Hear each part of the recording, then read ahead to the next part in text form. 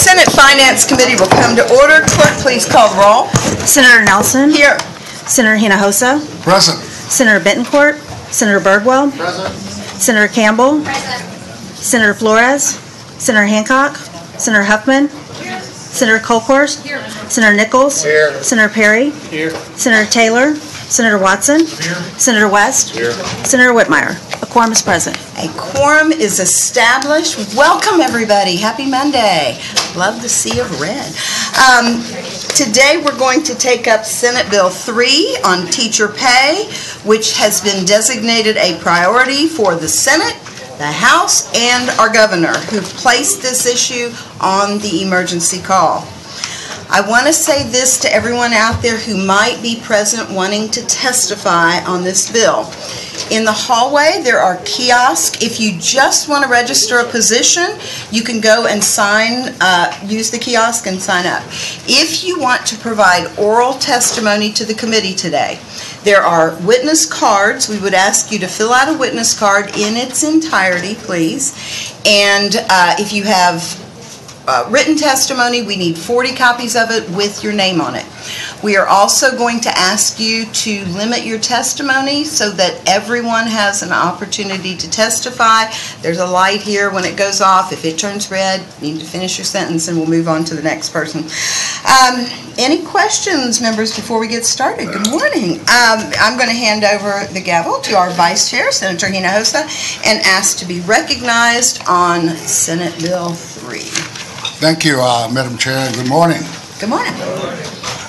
At this time, the Chair will recognize Madam Chair Nelson to lay out Senate Bill 3.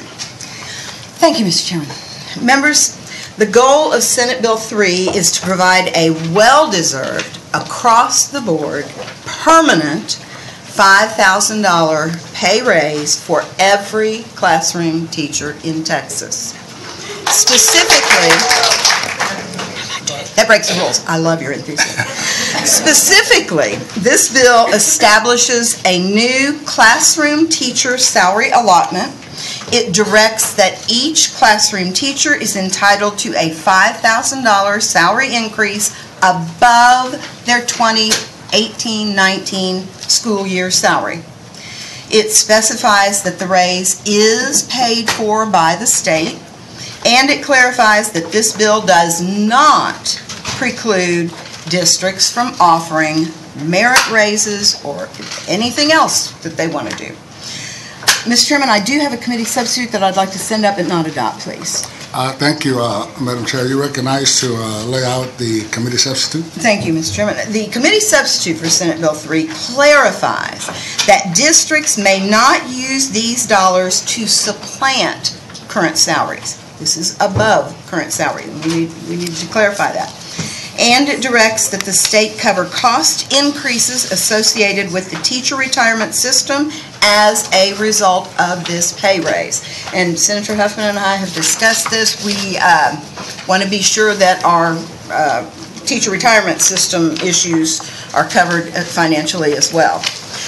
Members, it has been 10 years since our teachers have received a pay raise from the state, and 20 since a significant pay raise. Meanwhile, healthcare costs are going up. Teachers are dipping into their personal funds to pay for classroom items.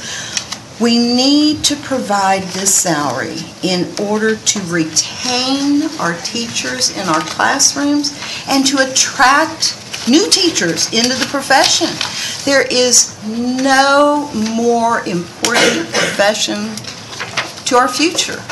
And we've got to make sure that we attract the best and the brightest and keep them.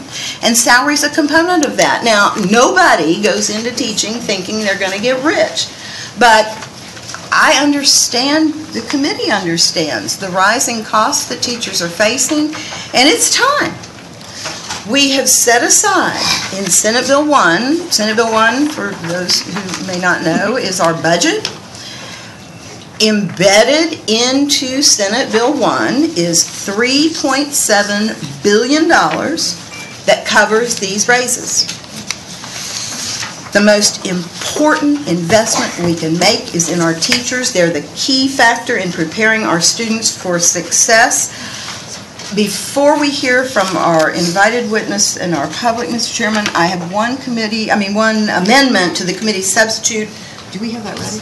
It's being prepared. We do have it. No, that's the case. We don't have it. It's being prepared. Well, And let me just, I'll explain it to you, and it'll be before us. I won't ask anybody until you have time to ask questions. It was brought to our attention just this morning that charter schools are defined in a different section of the amendment code, and we need to be sure that this same bill applies to our charter school teachers. And so we've got an amendment that will clarify that our charter school teachers get this raise as well. So I'm not going to ask anybody to do anything with the amendment until you have a chance to see it and ask questions. That is the bill. It's a simple bill, but it will do more to help, I think, our teachers with their morale, with their health care costs, and their bulletin board supplies, all their bills. Their bills. So that, Mr. Chairman and members, is what the bill does. okay, are there any questions? Senator West? Madam Chair, I, along with, I think all of the members of the Senate are co-authors of this bill. Well, I know everybody's sitting here. It is. Okay. Two questions. Yes. This is great in terms of what will and if you don't know off the top of your head, we'll probably get someone, what will the average, assuming this bill passes, what will the average starting salary be for teachers? Well, Senator, will vary depending on the school district. Sure, and I don't know, the commissioner's presenting today, and he's got a great visual he's going to present to give us specifics on that. Okay, and then secondly, I know we have the money this session, and you know that many of the superintendents and school districts will ask the question, what happens when we don't have this money? How do we make certain that these teachers know that the state is going to live up to this obligation? A couple things. First of all, we're not passing it on to the school district. Yeah, as long as I'm sitting in the Senate, our teachers are going to be a priority. And I won't even say if, Senator, when we have an economic downturn. We've been around long enough, things ebb and flow. It's all about priorities. And Senate Bill 1 has this embedded in it as a priority, and I would hope that every future legislature would do the same thing. If times get tough, you've got to make choices, and I would suggest that there are going to be some bridges that can't get built that session. But this should be one of the very last things that we would look at not needing to do. So I can't promise for every future legislature, but I will say this, they're going to have to undo it. If this passes, it will be an established fund, and if somebody's going to change it, they're going to have to go back and revoke what we're doing here today. The other question is this: is this bill dependent upon the passage of the property tax bill? No. Thank you for asking that question. I thought it was a very good question. Yes. No. No. They're separate issues. I mean, teachers pay property taxes too, and I'm sure they want to have something done as well. But it is not linked in any way to whatever we do with property tax. We need to do this no matter what we do. No matter what we do with, the question also has come up, Senator, about the commission on you serve on it, Larry Taylor. They have done remarkable work and have some really good recommendations. This does not preclude us from doing any of that. I'm just saying, before we do anything else, this is the first bill, other than our budget, this committee has heard. And before we do anything else, we need to tell our teachers, we're going to give you a pay raise. Okay, my last question is this, and yes, I did serve with, I'm serving with and will work with Chairman Taylor on the commission recommendations. One of those recommendations was to make certain we have teachers that were making six figures. Six figures, you heard that, okay? And so this also is independent of that too, and performance pay. And so this 5,000 is on top of that also, is that correct? Well, I would suggest that would be on top of this 5,000, but yes. On top of this 5,000? Yeah. Okay, so teachers, when we begin to look at what we're attempting to do for teachers, we're attempting to get give every teacher in the state at least a $5,000 raise. Yes. And then there's incentive money, correct me if I'm wrong, in the soon-to-be filed education bill to make certain that teachers that go to the hardest schools, most challenging schools, will be able to get incentive pay to turn those students around and make sure that they get the quality education everyone else. And those teachers could make up to $100,000. Is that correct? Okay. I just wanted to ask those questions. Thank you. And maybe before I call the next member, we now have the committee substitute, Yes. Madam Chair, in the event to. Yeah, I got it. This one you explain. Yes, boy, everybody's got a copy for me. Yes, I would send up the amendment to the committee substitute members. Do you all have a copy? And basically, it states that this will apply to classroom teachers in open enrollment charter schools as well. We did not mean to not say that they would get this money too. We want everyone to get it, but this just makes sure that that happens. Okay, is there any objection to the adoption of committee amendment number 1? The chair hears none, it's so adopted. At this time, I'll call on Senator Watson. Thank you, and Madam Chair, thank you very much for bringing this bill to us. And I'll reiterate what Senator West has said. I think every member of the Finance Committee has signed on as a co-author of this bill. I have a couple of questions that relate to making sure that it achieves the goal, as you laid it out, of being permanent. And you indicated that it was tied to the 2018-2019 base district salary schedule. Right. And so I don't know the best way to approach this, but if I look at, starting at line 17, B1, it talks about the monthly salary the teacher would have received for the 2019-2020 school year under the district salary schedule for the 2018-19 school year. And then the way I read that, that's where it ties it down and sets a floor. But on the next page, page 2, line 3, it says that that subsection expires September 1 of 2020. So the floor expires.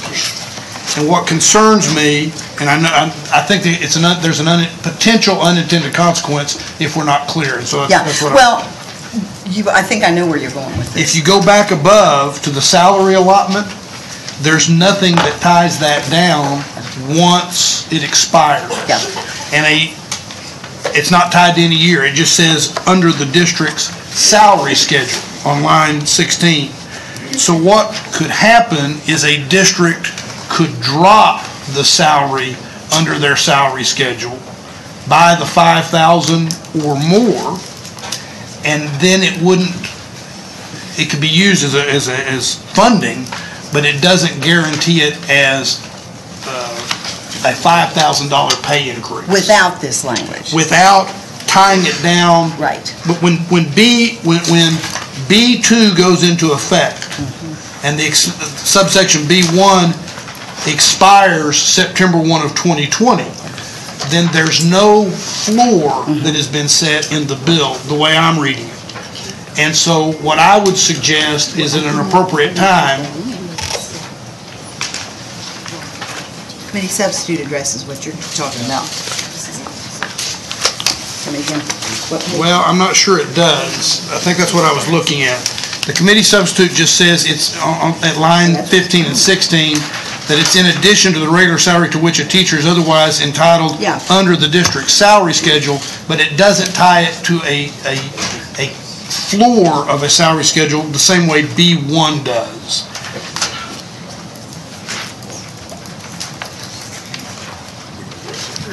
I'm not sure I agree with you. And the reason I put in the original bill that B1 in there was to make sure that the $5,000 pay increase didn't exponentially grow by another $5,000 every year. We can't afford that.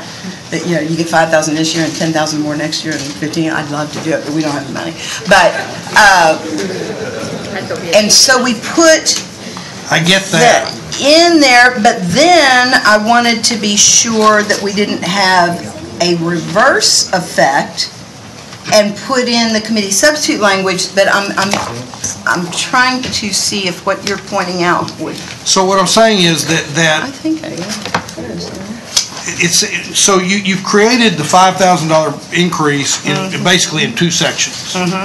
And Section B and then in Section B1. And Section B1 is it ties it to a salary schedule plus $500, and on a 10-month contract, that's $5,000. Right. Even my way of doing math.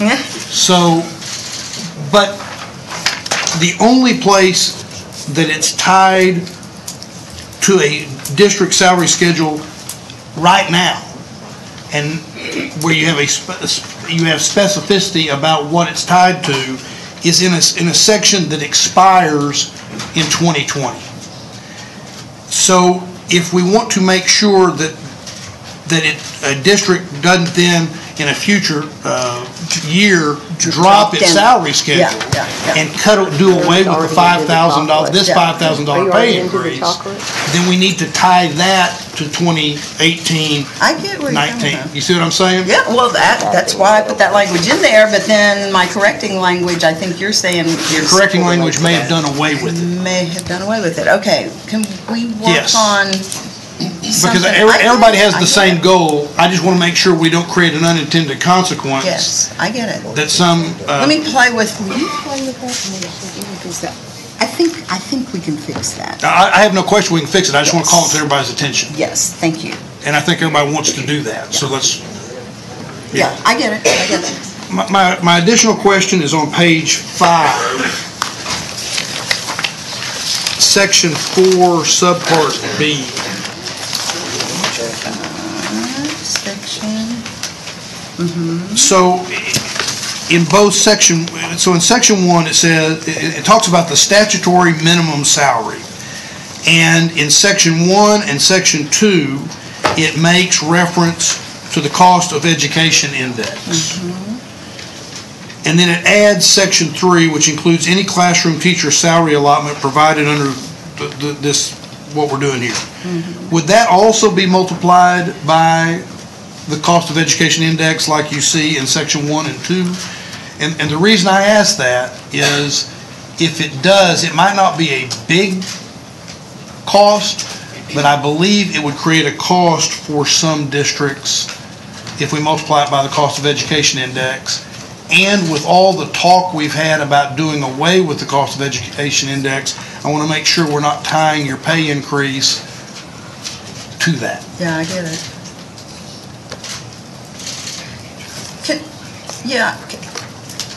I would love to see the school finance bill. Yeah. Senator Taylor's working on it.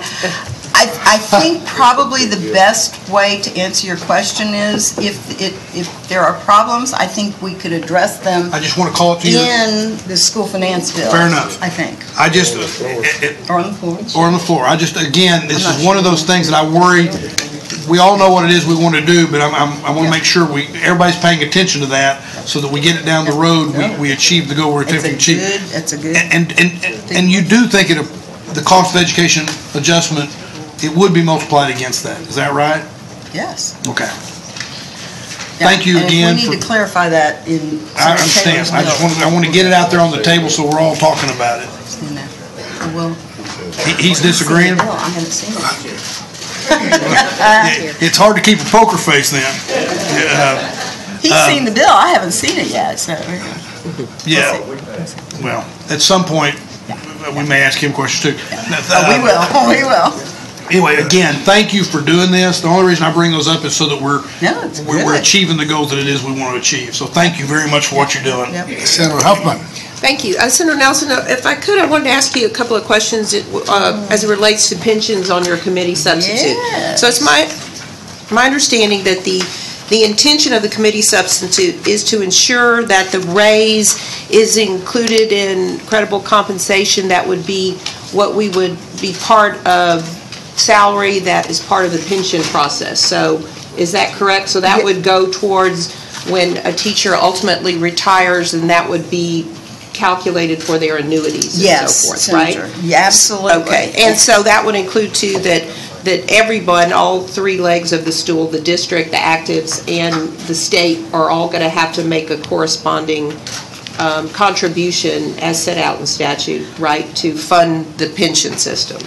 Right, and yes. Senator, you have done a lot of work during the interim on the whole issue of our teacher retirement system, and I know you've got legislation that I think will help us dovetail in very nicely Yes. with this legislation. Okay. Well, I wanted to make I won't that- preempt your Yeah. grand opening with No, that I plan, just- but yes, Yeah. we will make sure Okay. that we uphold our part of the bargain on, I think it was 230 some million dollars that we're going to have to Yeah, put and in it as well. just depending, of course, I just want, the teachers to understand SB 393, which is a bill. We're working on making that affordable. There'll be a committee sub, but the intent is to, of course, preserve the teachers' pensions, make sure it's actuarially sound, and to have a quick pathway to get there. So thank you for working on this bill, a long-needed raise for our teachers, and I look forward to working with you on the pension side of it to Yes. make that work. Again, when we see the whole bill, the whole package, I think it'll all flow together nicely. Oh, I think teachers Yeah. are going to love it. Yeah, so thank you for working. Current and Yes. retired, yes, thank you. Okay, if there are no further questions, I'm going to ask that the committee amendment be rolled into the committee substitute. There are no objections, so ordered. Also, this time, we will move to adopt the new committee substitute as amended. Wait, Stephanie's talking, do we want to adopt this committee substitute yet? I move that we adopt the committee substitute. You heard the motion, members. Is there any objection? Chair hears none. Before we adopt it? Mr. Vice President Chairman, I'd like to move that we roll the amendment that we just adopted into the committee substitute, and then I would move that we adopt the new committee substitute that we just rolled an amendment into. Members, you heard the motion. Good. Is there any objection? None. Chair hears none. So ordered. Okay. Thank you, Mr. Chairman. All right. So, Commissioner Moran? Yeah. Mr. Chairman, at this time, I would like to have our Commissioner of Education come up and Commissioner provide Watt, testimony. come up here to the table, please. Just for the record, identify yourself and then who you represent, and you may proceed. Thank you, Mr. Chair, Madam Chair. My name is Mike Morath, Commissioner of Texas Education Agency. I really just here to be a resource witness, so I'm happy to entertain any questions. I heard a couple of specific questions that were addressed in the initial dialogue, and thought I would try to address a couple of those. If it serves the committee, we have some general facts related to teacher compensation that I'm happy to pass out. They are Being passed out? being passed out. They are being passed out. So, Mr. Chairman, before Commissioner Morath begins, can I just, I'm going to ask him a question, but it's not really a question, it's a statement. Madam Chair? Commissioner, there are a lot of teachers in this room, and you said something when you came before us on the budget, and I wrote it down, and I went back, I was writing as fast as you were talking, and then I had staff go back and make sure I wrote it down right. But I want you to hear what Commissioner Morath said. He said, first and foremost, we've got to love on those who love on our kids. That is the most beautiful statement I've heard in a long time. The single most important factor in school that affects the outcomes of students is the quality of the teacher in the classroom, and so we've got to be relentless in what we do to recruit, support, and retain teachers and principals. I love on those who love on our kids. That's the neatest thing I've heard, and I could not agree more. And I just want to lay that out there in introducing you to some people who may not have had an opportunity to listen to you. Do you agree that our teachers make the difference in what goes on in the classroom? Absolutely. With regard to what is happening inside the buildings, in many cases even outside the buildings, the teachers are far away the most important ingredient in public education and the most important resource for students other than their parents themselves. I love it. And we, as an agency, strategically, we have a series of priorities. The number one priority for us is improving how we recruit, support, and retain teachers and principals. I love it. Okay, well, I just wanted to lay that groundwork, Mr. Chairman, and be happy for you to go over the teacher's compensation packet. Yes, this was a couple of statistics. I think Senator West asked, where is teacher pay now, and what would happen to teacher pay with this bill? So slides 2 and 3 in the deck in front of you have a couple of different teacher pay things sliced a couple of different ways. So the first is the distribution of teachers, and of course there's about 350,000 teachers in the state of Texas, so you can see that count on the y-axis is just the count of teachers in Texas. But you can see the overwhelming majority of our teachers are paid between $50,000 and $60,000 in those middle bands. And we have 0.1% of teachers paid $100,000 or more in Texas. Back to Senator West's question.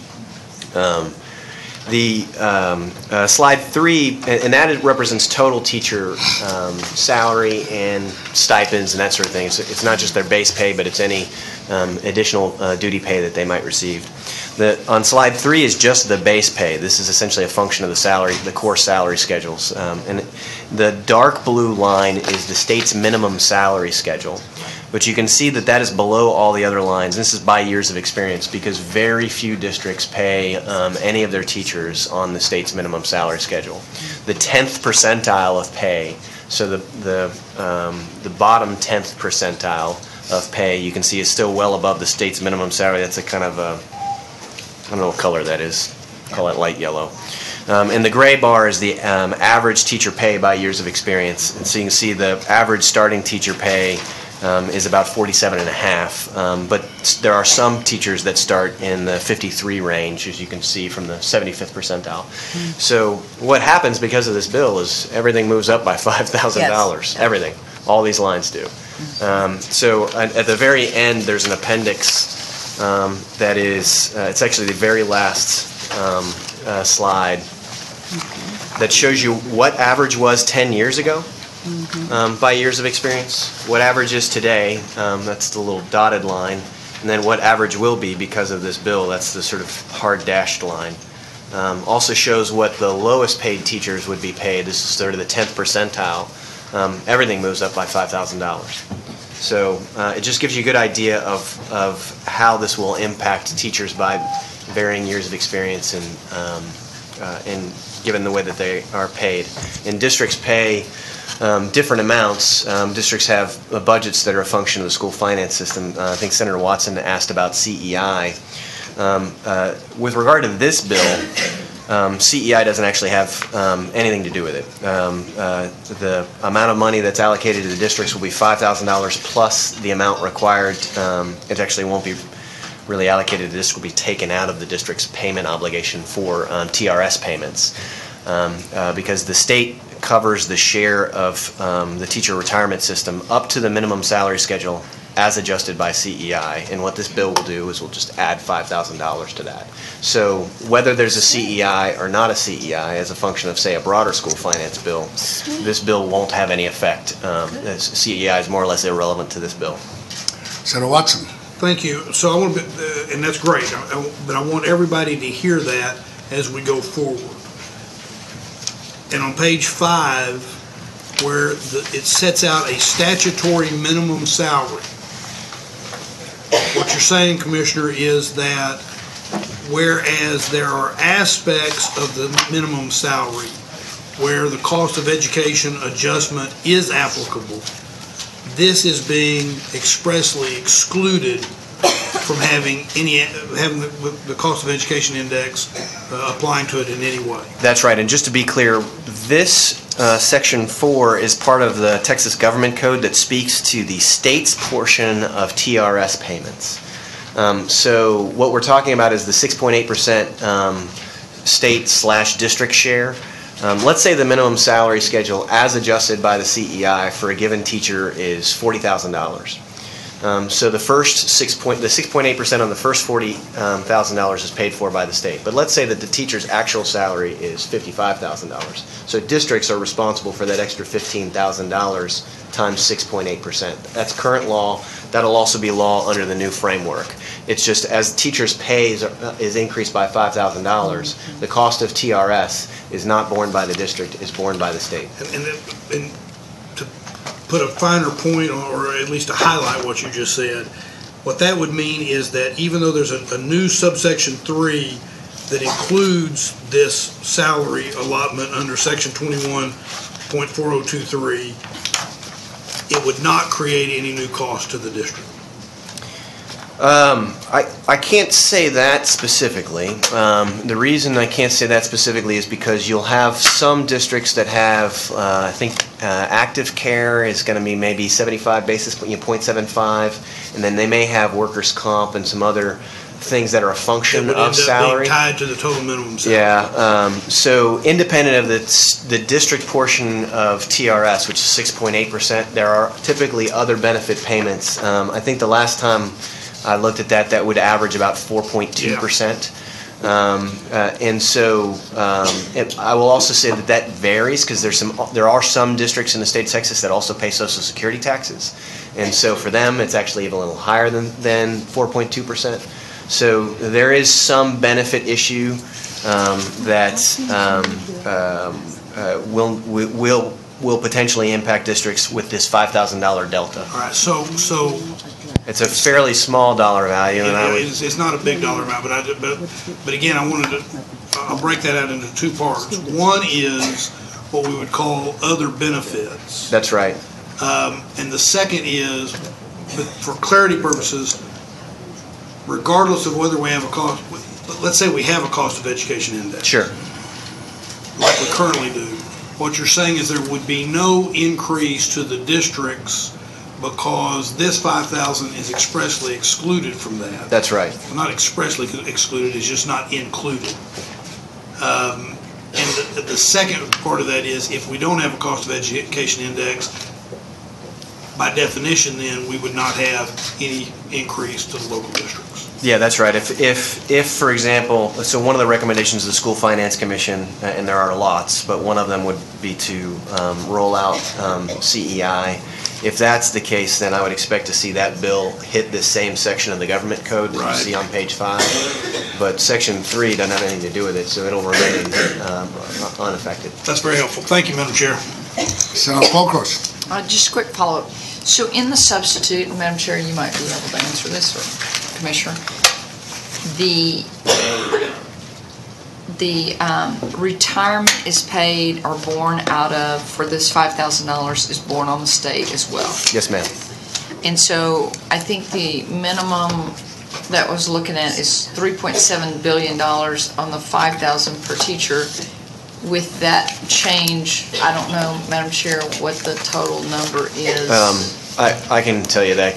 You can just move the local government cost estimate, which is about $130 million, into the state portion. So it's going to increase the fiscal note by about $130 million. Annually or by? I think that is annually. It would be 6.8% times $5,000. That's 200 and some. Yeah, times 350,000. So roughly just under $4 billion. Yeah. Yes. Is what I would score this at. And that's a rough number. So we're at 3.7. We had 3.93. Yeah. 3.93. 3.96. That's 3.9. Okay. I don't do this without Excel in front of me, so yeah. I think that was my main question. I want to follow up, Madam Chair, on the discussion that you and Senator Watson had on whether or not, written correctly, I know what the chair's intent is, but as written, do you feel like this goes on beyond the next school year? So it is very clear that the funding goes on forever. Districts are going to get 5,000 times the number of FT, full-time classroom teachers they have. As they hire more teachers, they're going to get more $5,000 allocations. So the funding mechanism is clearly permanent. I think the question that Senator Watson said was, would districts have the ability at some point in time in the future to adjust their salary schedules downward, and as a result, see this end up supplanting as opposed to supplementing. I think there's a variety of ways that you could attack that from a policy-making perspective to sort of. I think the easiest cure would be the B2 expiration. Yeah, that's right. Because there is an open question as to whether or not you do, in fact, want to set in stone the current minimum salary schedules as opposed to set in stone a minimum pay guarantee for all current employees, those are two different policy objectives. So if you dissolve the expiration for B2, it probably solves all of Senator Watson's concerns and doesn't have some different policy implication. And finally, in definition, this is classroom teachers, but does not include librarians and others in the pay schedule. Am I correct on that? I believe you are correct.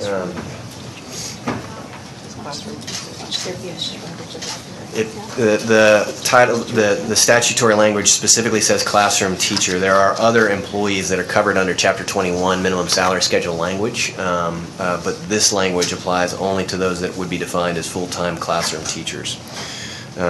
There's also some question of what it means to be a full-time classroom teacher. There are some statutory language that's relevant to that has to do with sort of hours per day that a teacher would teach, and so we would carry that in. There's some rulemaking authority for the commissioner, so if there's any lack of clarity on that, that may be something that we have to address via rule. Mr. Chairman, may I? Madam Chair? Also, Senator Colhorst, it's a lot more difficult than it seems sometimes to write this. We wanted to make sure that our classroom teachers got this raise, first and foremost. And there is a section of the education code that I found that defines who a classroom teacher is, and it is an educator who is employed by a school district teaches an average of 4 hours or more per day in an educational or career and technical setting. That's 153.1022. It doesn't include some very important educators, like librarians, there's a list of people. My first priority is the classroom teacher, as I just said, the code defines it. That is not to say that those others aren't important. And right now, a school district can increase the salary of those individuals aside from this bill if they choose to do that. We're running numbers right now, and I want everybody out there to know I love librarians. I was an elementary school teacher. I know librarians, and they're very important. There are a lot of people that play an important role. The most important right now that we've got to deal with is our classroom teacher.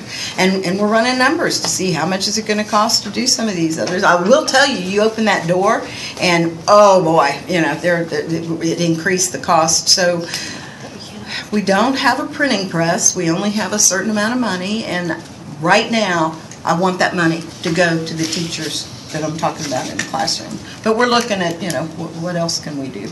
But school districts can raise, if they want to do that, nothing in this would keep them from that. And Madam Chair, just, I'm going to clarify one more time for me, is that your intent, and as written, we see that the funding mechanism is there in perpetuity, as much as perpetuity is in this building, but that you mentioned in your opening statement that to change that, you would have to pass a bill to change that. Future we have a few legislature tweaks that we may need to, and I know, Madam Chair, as you say, it gets really difficult to write something that we so simply want to say. Everyone, whatever your salary is, if you're a classroom teacher, you get $5,000 on top of that, and to the school districts, we're going to cover with this substitute, we're going to cover your side of the pension plan, which is another $260 million. So roughly a $4 billion injection into our school system to maybe help solve this chart where these lines have crossed. Commissioner, I've read your book. This is the chart that I've been pointing to a lot, and I've asked a lot of school children that's visited with me, that have come to visit, how many of you want to be a teacher? And in a group from Calhoun County ISD, only one child raised their hand. It was a guy, it was a male, and we meet those male teachers, as well as our females, but one person out of that whole group. So I applaud your efforts. I look forward to working with you and clarifying this and moving this bill through the Thank you, system. Senator. And you know what, too? I'm sure everyone on this committee has heard the same thing. I'll go speak at a Chamber of Commerce luncheon or a Women's Club luncheon and, talk about all kinds of things. And education is always one of the things that we talk about. But afterwards, inevitably, there'll be 3 or 4 people come up to me and say, I used to be a teacher too, and don't you miss it? Why aren't you a teacher anymore? Well, because I could make a whole lot more being fill in the blank. I don't want that to be a factor. I want those people to stay in the classroom. Money's not the only reason people leave, but we need to keep our good teachers in the classroom, and money's a part of that. So, thank you, Senator. Madam Chair, I love my teachers. I wouldn't be where I am today but for my teachers. Yes. And the teachers are the pillar of a good public education system. I would like to say that education is the best equalizer. And we cannot have that without teachers. So. Amen. Senator Campbell. Thank you, Mr. Chairman. Kudos again to you, Chairman Nelson, for bringing the bill forward. I know you've worked quickly for something we've all wanted for a long time. But I want to ask Commissioner, just on your page 2 of your distribution of total teacher pay, I'm just curious, the 100K plus, the 0.1%, does that include superintendents, or is all the information you have here, is that classroom teachers? These are people that are coded in the system as classroom teachers. So no superintendents? That's correct. Thank you, Mr. Chairman. Senator Perry. Thank you, Mr. Chairman. Commissioner, so this definition of a teacher always gets really cloudy. I know PEAMS is a pretty massive number catcher, and as I've dealt into what is behind those PEAMS numbers, I find that there may be 20-hour teachers, but they're not teaching sometimes. So I would just ask that, as every school district is required to have an independent audit, and part of that is always going through and verifying, because my fear is we'll have a lot of 21-hour new classroom teachers that are not instructing, as we have seen in the past. So I would just say that everybody wants to do this, but it's the classroom teachers, those boots on the ground, those frontline people, those relationship people that build love with those kids. Absolutely. And so just make sure, as part of the audit standards that TEA sets out for our auditors, and I used to be one of those guys, that this is a very clear area that they verify those people that are getting that $5,000, and that there's remedy when they find that there's not, because I'm telling you, the games that can get played and will get played and do get played, because this money's intended to go to these teachers that are sitting in this room. But I know as an auditor, you take that job very seriously. So whatever you need to define in your rules to make sure that happens, and it kind of goes to what Senator Watson was saying the other while ago, you leave loopholes, there's smart people out there. So let's make sure that we tighten up the loopholes so that the money is actually heading to a teacher's paycheck, and not someone that's more administrative or more ancillary to the classroom. They just happen to have a classroom title.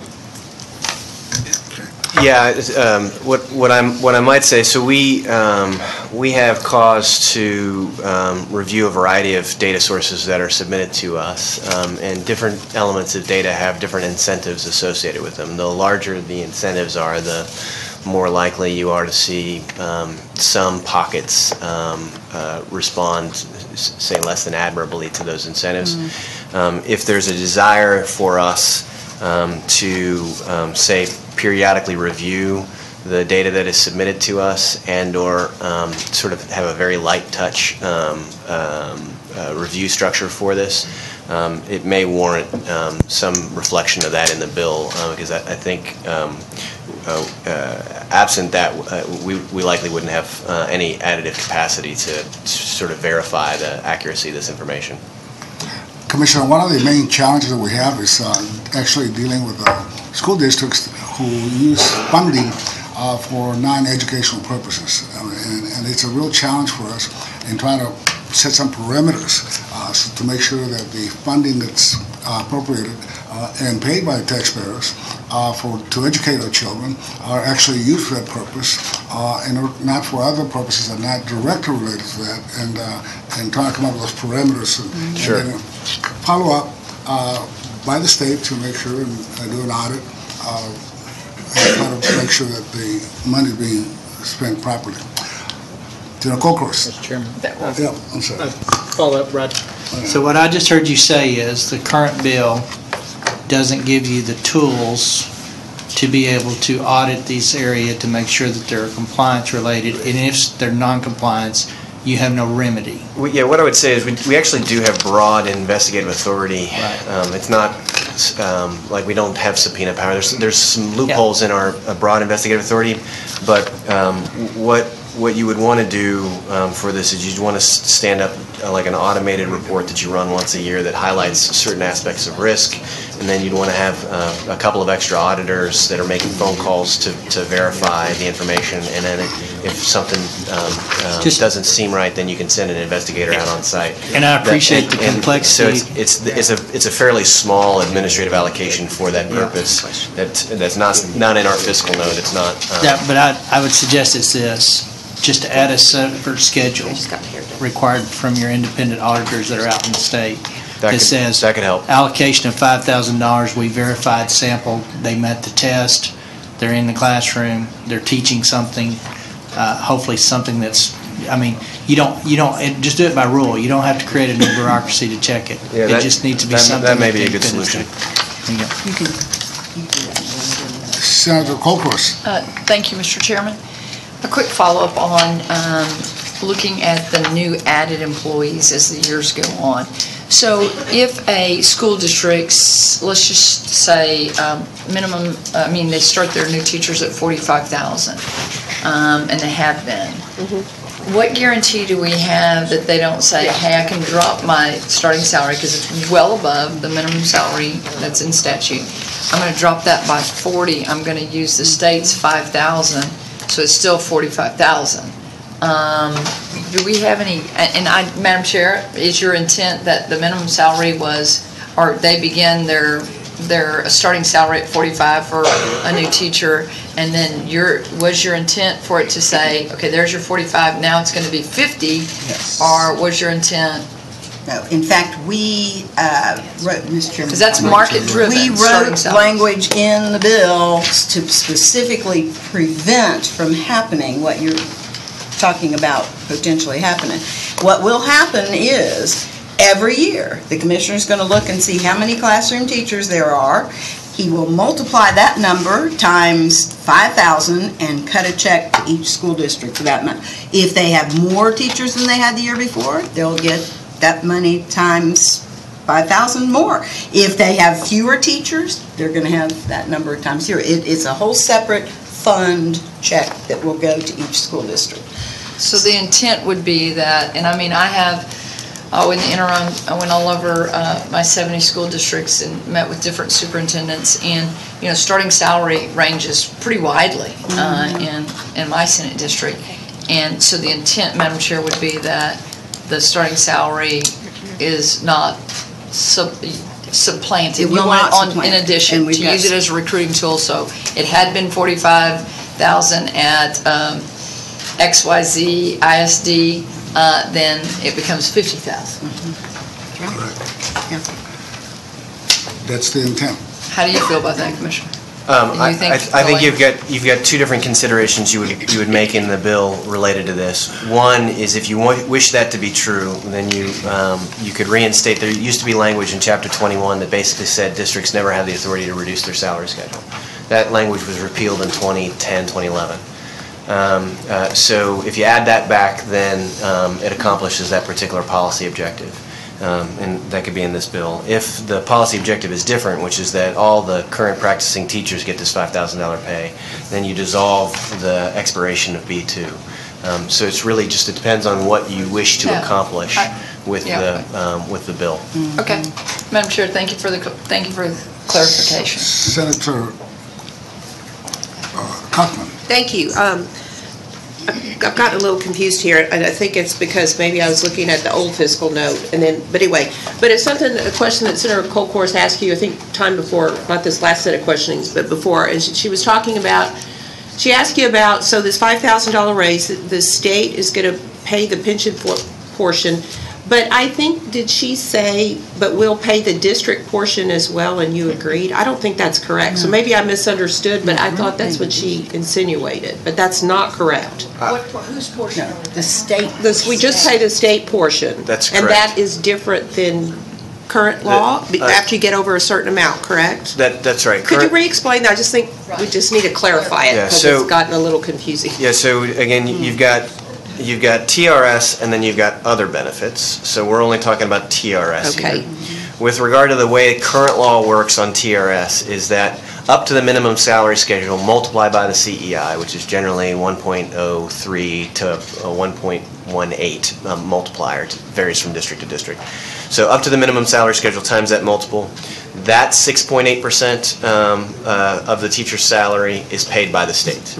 And then if they're paying above that minimum salary schedule as multiplied by the CEI, then that is paid for by local districts. All the increase over that amount. That's right. So if you go, okay, that's under current law. That's under current law. If they choose to pay more. Okay. That's right. So if I, as a visual aid, if you refer to slide 3, yeah, that might be helpful to me. That dark blue line on slide 3 is the state minimum salary schedule. Okay. Let's assume that happens to be the state minimum salary schedule times CEI. It's not actually correct, but let's assume that. So if a teacher's paid on the gray line, the district is paying between the blue and the gray 6.8%, but the state's paying everything up to the blue times 6.8%. So that's under current law. That's also under the new law. What the new law does is it's going to increase the teacher's pay by $5,000, and the 6.8% is going to be eaten by the state, not the district. But they are still responsible for their contribution. Yeah, so effectively whatever they're paying today, it's still over the state minimum salary times CEI. It's going to go. They're going to pay $5,000 more, but you might as well just factor that into the state base. So they're paying the exact same amount of TRS district portion when this changes as they are today. And what about TRS care? So the other thing would be other benefit payments that and that's what you're talking about, that are optional in many cases. So some districts, for example, pay not just TRS, but they pay Social Security. It's a few districts, not too many. Some districts are in TRS active care. Not all the districts are in TRS active care, so some districts just pay private insurance. That's typically a function of your salary level, but not entirely. But this bill allows for them to continue to pay proportionally as they have been paying. Is that correct? Yes, but to the extent that their rates were a function of teacher salaries in the aggregate, teacher pay in the aggregate, if the teacher pay goes up by $5,000, then that sort of benefit delta the school districts may be responsible for. That's correct. Okay. That also could speak to Senator Perry's concern about sort of gaming the system, because if there's at least some portion of this that the districts have to pay, you have fewer concerns about that kind of gaming happening. Okay, thank you. That answers my question. Thanks. Just an announcement. We have an overflow room for the public in E1.012. So anybody that needs can come in or needs more room can go to E1.012. That's an overflow room. Okay. Any other questions, Madam Chair? Madam Chair? Before we let the Commissioner go, and thank you for bringing this visual. I think I'm a visual learner, and I think it's very helpful to see those numbers. Commissioner, I feel so strongly about and in agreement with what you said about our teachers. And I really do want to help them by increasing their salary.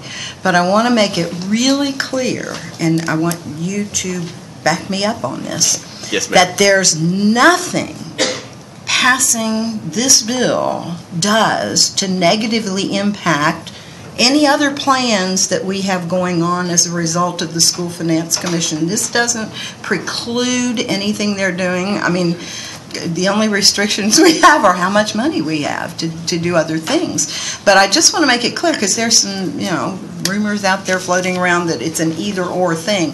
And my question to you will be, is there anything in this that would prevent us from moving forward with the Larry Taylor's good legislation that we're real anxious to see? Not to my knowledge. Good. Okay. Well. Any other questions? No, thank you. Okay. Thank you, Commissioner. Thank you, members. Testimony. Well, first we got, these are invited witnesses. Okay, we have some additional invited testimony. Tonya Gray from the ATPE, and Lonnie Hollingworth Jr., an attorney from Texas Classroom Teacher Association. Ms. Gray, Lonnie Hollingsworth, come on up, please.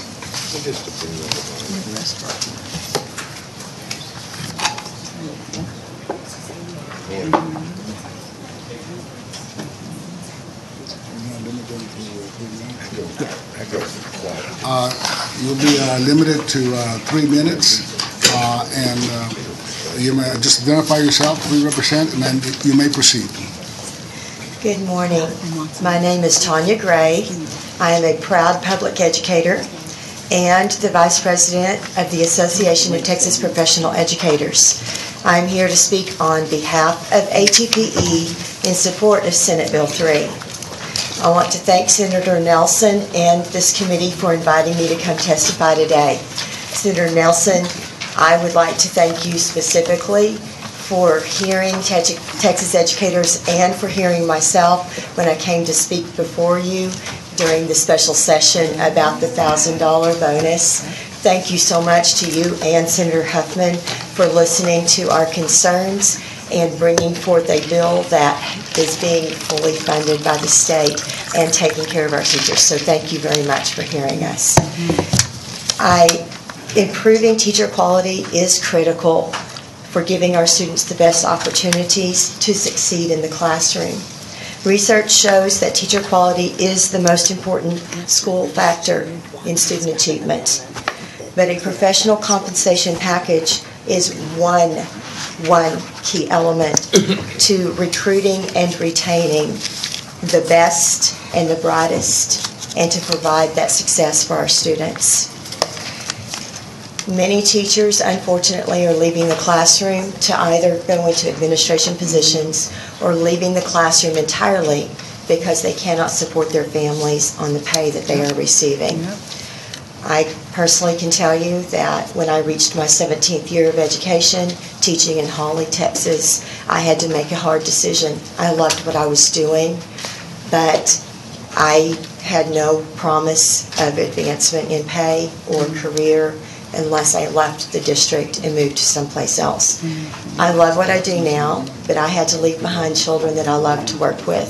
Sadly, I have a lot of fellow professionals that don't have that option, and they are hurting with the rising cost of health care. So thank you very much for making this an across the board for all educators. We do appreciate. We also appreciate that this bill is set up to be a bill that guarantees this pay, and that differentiated pay would be in addition if a district decides to do that. So we thank you that that has been put in the language of this bill. ATPE looks forward to working with you and helping you to craft this bill and other bills and taking care of our educators. And I look forward to answering any questions that you have for me this morning. Any questions, members? Thank you very much for the testimony. Yes, sir. Thank you very much. My name is Lonnie Hollingsworth Jr. I am General Counsel for the Texas Classroom Teachers Association. Thank you very much, Chair Nelson, for filing this bill. It's about time. It is a very important bill. We really appreciate it and we look forward to working with you. And I've passed out some written testimony, and one thing I'd just like to point out real quickly on that, on the last page of that, you'll see a chart. You said you were a visual learner, and I always find this kind of interesting. And what that does is it tracks the relationship in operating expenditures per pupil, percentage increase in operating expenditures, and the percentage increase in average teacher salaries. And you see that unless you increase teacher salaries, unless there's some kind of mechanism like an across-the-board pay raise, and here you'll see 2006, the line for the teacher salaries went up and closer to operating expenditures, and then it starts to go apart. And then you had another increase in 2009. Operating expenditures went up, and the teacher salary started to keep up. So it's important that you direct some of the funding to classroom teacher salaries in order for there actually to be raises for teachers. So we really appreciate the approach that this bill has taken, and we think it's critical, and really appreciate you and the leadership of the Senate and all the members of this committee who are co-sponsors of this legislation for bringing this forward. Would like to speak to some specific aspects of the bill. With regard to there's a provision in there that talks about merit salary increases in addition to the salary allotment, and we would suggest, and I've also passed out some suggested language to address some of the concerns. It mentions that nothing keeps districts from doing merit pay and above in addition to this, and you said as you laid it out, or anything else, and we think there needs to be some language that says or anything else, so it doesn't limit what they can do. And also with regard to the point Senator Watson brought up, I've passed out some specific language that might address that, and it's not the only way you can do it.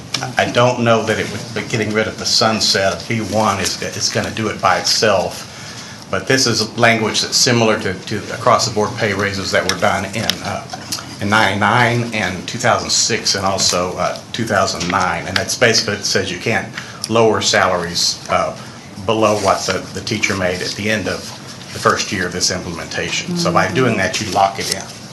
So this kind of language, it doesn't have to be the specific language, but this will address that concern, and I think it's important because there are those out there that say this is just a one-time thing. Clearly the money goes on, but unless you tie it down for school districts, and I was involved in grievances in 99 and 2006 and 2009. I'd just soon not do that. I don't get paid by the hour, so the clearer you can make it, the better. So we look forward to working with you. Thank you very much. Okay, thank you very much for your testimony. There are no questions, and thank both of you.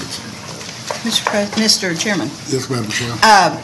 Before we call up additional witnesses, I think this is how good this system works. Senator Watson has an amendment that I think is going to address your concerns, and I would ask, Mr. Chairman, that we just consider that right now and put that issue to bed. Is there any objections, members? The chair hears none, so ordered. Well, actually, I need to make a couple of motions. Objection to considering his amendment. Yeah. If there's no objection to considering the motion as indicated by the chair, Mr. Chairman, I would move to reconsider the vote by which the committee substitute was adopted. Members, you heard the motion. Any objections? No. Chair hears none, so ordered. Thank you. And Mr. Chairman, if I might be recognized for an additional motion. You recognize. Members, you're being handed a proposed amendment. It would be committee amendment number 2. And I'll give you a moment to get that. And what that amendment would do, and by the way, consistent with what the testimony we just heard, is it would add, if you look at page 2, the issue I brought up about the expiration date, the expiration date needs to be in there in order to meet the chairwoman's intent, as she said, about not allowing for a continued rolling increase. But there would be an additional B3 under that expiration date now. And for clarity purposes, it would say a full-time classroom teacher employed by a school district in the 2019-2020 school year is, as long as the teacher is employed by the same district, entitled to a salary that is set at least equal to the salary the teacher received for the 2019-2020 school year. So that now the bill would achieve both the chairwoman's intent of not having a continued rolling increase, but in addition, it would have the intent of making it this $5,000 permanent. So with that explanation, Mr. Chairman, I would move to roll committee amendment number 2, adopt committee amendment number 2, and roll it into the committee substitute. Are there, members heard the motion, are there any objections? I'm just The chair has The gone- amendment is quite acceptable. In fact, Senator Watson, I had this originally in the bill and didn't think we needed it. So, we did. This way, it's belt and suspenders. Yep, I agree. Thank you for clarifying. Thank you. And Mr. That's Chairman, amendment number 2, just to clarify. it's amendment number 2, and as I understand it, we just adopted amendment number 2 and rolled it into the committee substitute, and I would now move that we adopt the committee substitute as amended. Can I add one question, Mr. Chairman? If I could. Senator Bentecourt. Yeah, Senator Watson, just to make it clear for the record that, so basically what you're doing is that you're saying that the $5,000 can't expire, okay, as long as the teacher's employed in the same district. That's right. Right? Okay, thank you. Okay, members, you heard the motion. Is there any objection? The chair has done. Committee substitute as amended is adopted. Thank you, Madam Chairman. Thank you, Mr. Chairman. Thank you. Pleasure. Okay, Thank you very much. Mr. Chairman, I think we are ready now to begin public testimony. I bet Mr. Hollingsworth thinks that's the fastest anybody's ever reacted to his testimony.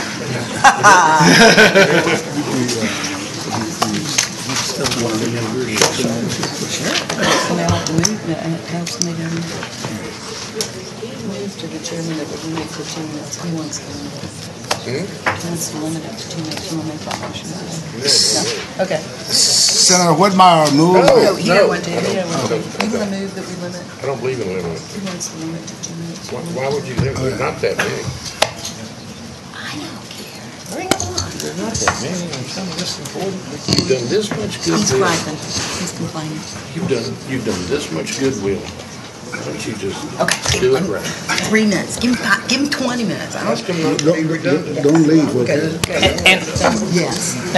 Senator Kelly, you're recognized. Yes, thank you, Mr. Chairman. And Madam Chair, there is, the question is, do you have a longer period of speaking for everyone, which makes those that are at the end of the train be much, much later, right? Or if we limit it to 2 minutes, that way we get to hear more people, and those at the end of the train aren't having to wait till very, very, very late. And so, Mr. Chairman, I have a compromise motion. I would just suggest that we allow 3 minutes, but we ask the people there to try to limit your comments to 2 minutes so everybody has And time don't to be talk. redundant. Is that right. good? It's just difficult on those that are like Yes. number 150 in line. Yeah. And so if you would, And try not to be redundant. Thank you. thank you. Okay. Thank you for the compromise. At this time, we'll start public testimony. We'll open public testimony. And I will call 4 people to come up to the table and testify. And then I'll call the next 4 in the front row to be ready to come up to the front table. We have Gina Listoroff, Virginia Caldwell, Christina Ramirez, and Mary Crisp. Up on the front row, we have Kelly Evans. We have Judy Rich, and we have Tracy Dunlap, and we'll have Christy Roan.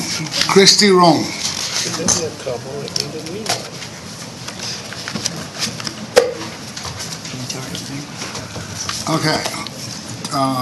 Gina, you identify yourself, who you represent, and then you may proceed.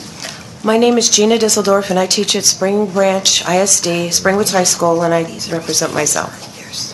I've been teaching science for 29 years, and I love my job, and I plan to keep teaching for a while. 2 years ago, I had 125 students in two 52-minute off periods to do everything I needed to do. Last year, I ended up with 30 extra students, 155 students, and the same amount of time to do all my work, but my pay was less due to the increase in insurance, even though my insurance choices didn't change. This year, I now have 185 students and only one 52-minute off period to get all my lesson planning, my translating for my ELL kids, my differentiation for my special ed, different level kids, all my grading, my meetings with parents, my meetings for testing, my meetings for special ed, all the work that I do. And I'm actually getting paid even less. Again, my insurance is the same plan. I have in the past always taken work home with me, but this year I find that I am working even longer hours at school, getting there way earlier, staying way later, sometimes 2 to 2.5 hours later than my pay. And then I take work home on top of that. Because I just don't have time during the day to do it. 52 minutes to get everything done just doesn't work. I don't know many other professions that pay you less consecutively for 2 years and make you do more work each year. So I definitely support this bill, and I appreciate you supporting teachers so that we are able to stay in a profession that we love. Thank you. Senator Taylor. Yes, thank you, Mr. Chairman. Just real quick, on Spring Branch ISD, are y'all in TRS care or are you in a? We're in TRS care. Thank you. Thanks for being here. Senator Benton Court. Thank you, Mr. Chairman. Thank you for making the drive, because that's a great statement of how much your workload's up. So, right. So I hope the 5,000 at least helps with the base pay, if not the workload. So thanks for making the drive. Mr. Chairman, may I, and you know, I'm not going to ask everybody questions, but I have two daughters who were, and it's past tense, teachers. Both of them, because of salary, was a huge issue. Could make a whole lot more somewhere else. Insurance costs were the killer. I cannot believe how much it costs for health insurance for our teachers, as every place else. But Mr. Chairman, at some point, think it would be helpful for the committee to know just an average of what, I don't want to get personal with anybody, but I don't think anybody realizes the percentage of their salary that teachers are paying in health care costs. And that, at some point, is we need to, I don't want to be intrusive, but somebody might. When I started 29 years ago, I think my insurance premiums were like $17 a month, and now they're closer to almost 200. Or sorry, I'm in a paycheck, and now they're closer to almost 200 a paycheck. And it's just me. I'm single. Just you, yeah. Just me. I think the healthcare costs are one of the biggest challenges that we face for a simple reason that the healthcare costs are increasing much faster than paychecks. Well, as people testify, if somebody wants to share, I mean, I could share my daughter's shocking. Holy cow, I couldn't believe it. Senator Whitmire. And the chair is focused on health care, but then also factor in your retirement deduction. So, without being personal, your take-home is a heck of a lot less than the gross that districts would talk about, or even this panel would talk about. And I assume you still spend a fair amount of money on your own supplies. Yeah. That's a whole. That's another conversation. But Madam Chair, it's the health care that is continuing to rise, and then for sure the deduction for your retirement. So it gets hard for a single mom or male teacher to support a family. Yep. Thank you, Mr. Chairman. You got to love your work, obviously, or you would do something different. Caldwell? Mrs. Caldwell? Yes. Hello, I'm Virginia Caldwell, and I appreciate you hearing from me today. I am a member of Texas State Teachers Association, and I'm the current treasurer of the Hutto Educators Association, and I'm here on behalf of our organization in support of Senate Bill 3. I am currently in my 8th year of teaching. I teach at Hutto Middle School. I teach learning strategies in ESL, and my annual salary falls below that average of $50,000 to $60,000 that Commissioner Morath mentioned. I'm paid on a 7-year step, and I make $48,700. I don't receive a stipend for my master's degree. I don't receive a stipend as an ESL teacher.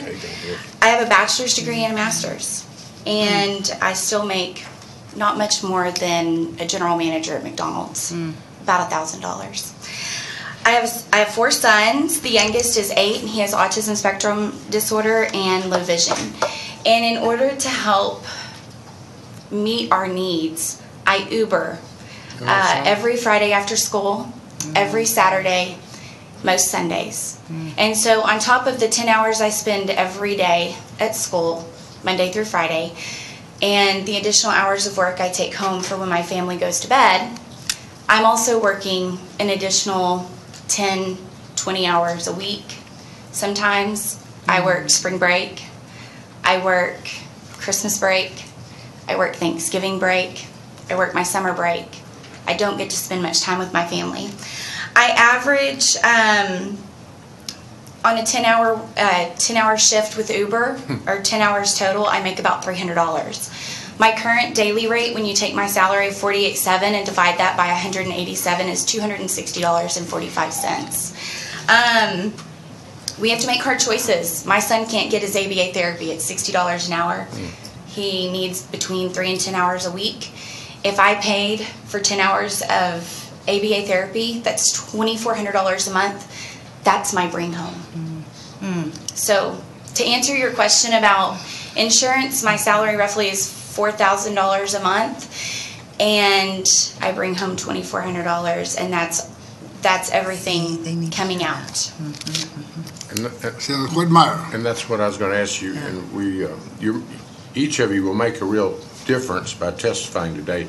Because I don't think a lot of my colleagues, not the ones on this panel that's getting the benefit from your testimony, but let's say the public has no idea that you make approximately $4,000 a month, but you take home about $2,400 a month, which is in most areas of the state just not livable, which you commented that you supplement with Uber, but putting a face on the problem we're trying to address, and we're not totally fixing it because some members wanted to go above the 5, but we are have other demands. But you take home with probably the most important job in the state, $2,400 a month. Yes, sir. It's pretty amazing. Thanks for being here. Yes. Take home $2,400. I want to add to Senator Whitmire's comments, not just some members, but our Lieutenant Governor, his goal is $10,000, and and this helps.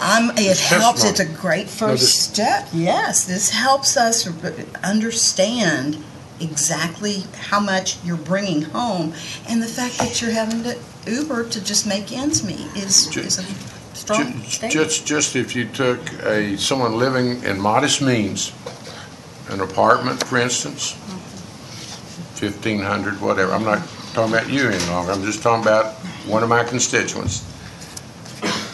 An apartment housing costs $1,500, $1,700 for a modest apartment. Car note of about $500 or $600. You can't make it on a teacher's salary. And I haven't even gone into clothing, food, or the raising children. Certainly, if they have some health issues. So. You're forced. It'd be interesting to talk to teachers. Forced. In fact, just for a moment, it's important. I had a daughter that taught 2 years, and she would come home, still living at home, and said, "Dad, you can't imagine what I hear in the teacher's lounge." My daughter was blessed. She had a lucky family. She said the teachers, and they were forming, modeling, shaping her attitude about the teaching profession. In the long-term plans, she said they sit around and talk about what bills they're going to be able to pay this month. They'll either reduce a car note, a light bill or some credit card, but they have to choose what bills they're going to address this month, and it really made a heck of an impression on her. She didn't get burnt out on the salary, she got burnt out on the discipline issue.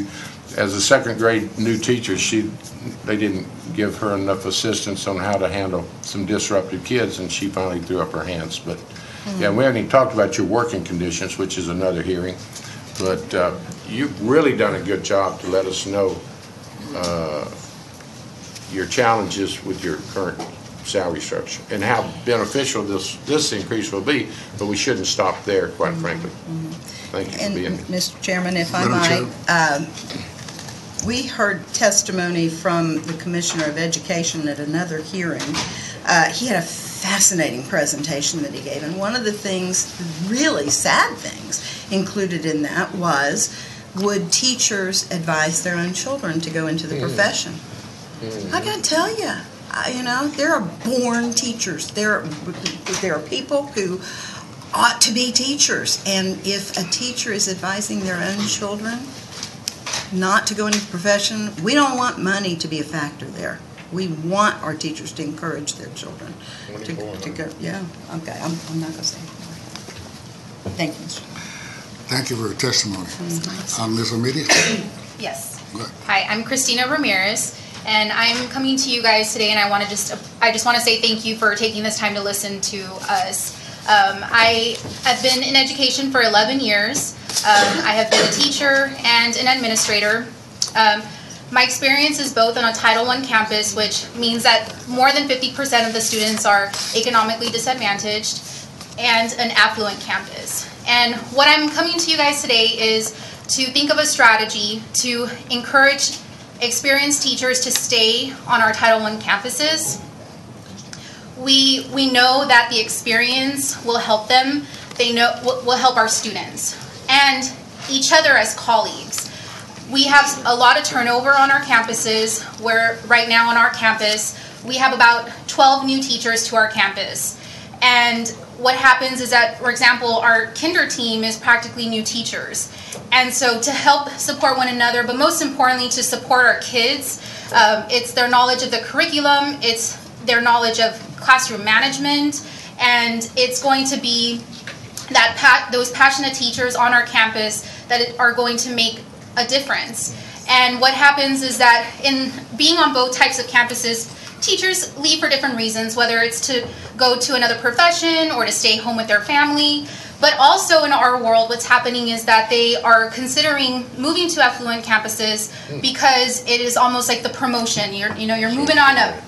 And we need to reverse that in making teachers see that their experience is needed on our Title I campuses to make a difference with those students that have higher need and more gaps and behavior needs, and that's where we need those teachers. That's pretty much it. Senator Perry.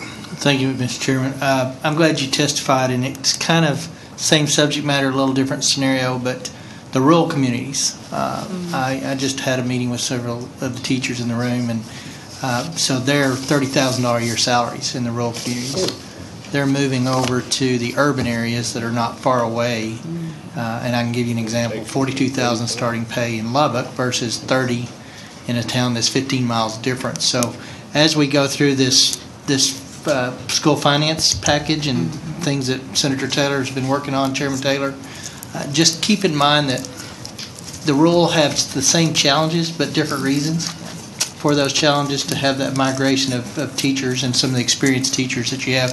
And I don't know the numbers. I'm going to make a statement. I don't know the numbers, and that's usually bad, but I would assume that they're probably all Title I, or a large majority of the rural communities are Title I, with some of the migrant populations and stuff that move through those school systems. So just as we talk about it and come up with those incentives and how that works, the rural side of that, teachers are a short supply, and great teachers are really in short supply in those areas because they compete just 10 miles away. When we think urban and rural, we usually think geographically hundreds of miles. These are 10 and 15 mile differentials that make the difference. Yep. Thank you. Senator Taylor. Thank you, Mr. Chairman. And I would like to add at this point that, this bill is complementary to what we're doing with the School Finance Commission and that bill that's coming, because we do recognize, particularly what you brought with the Title I.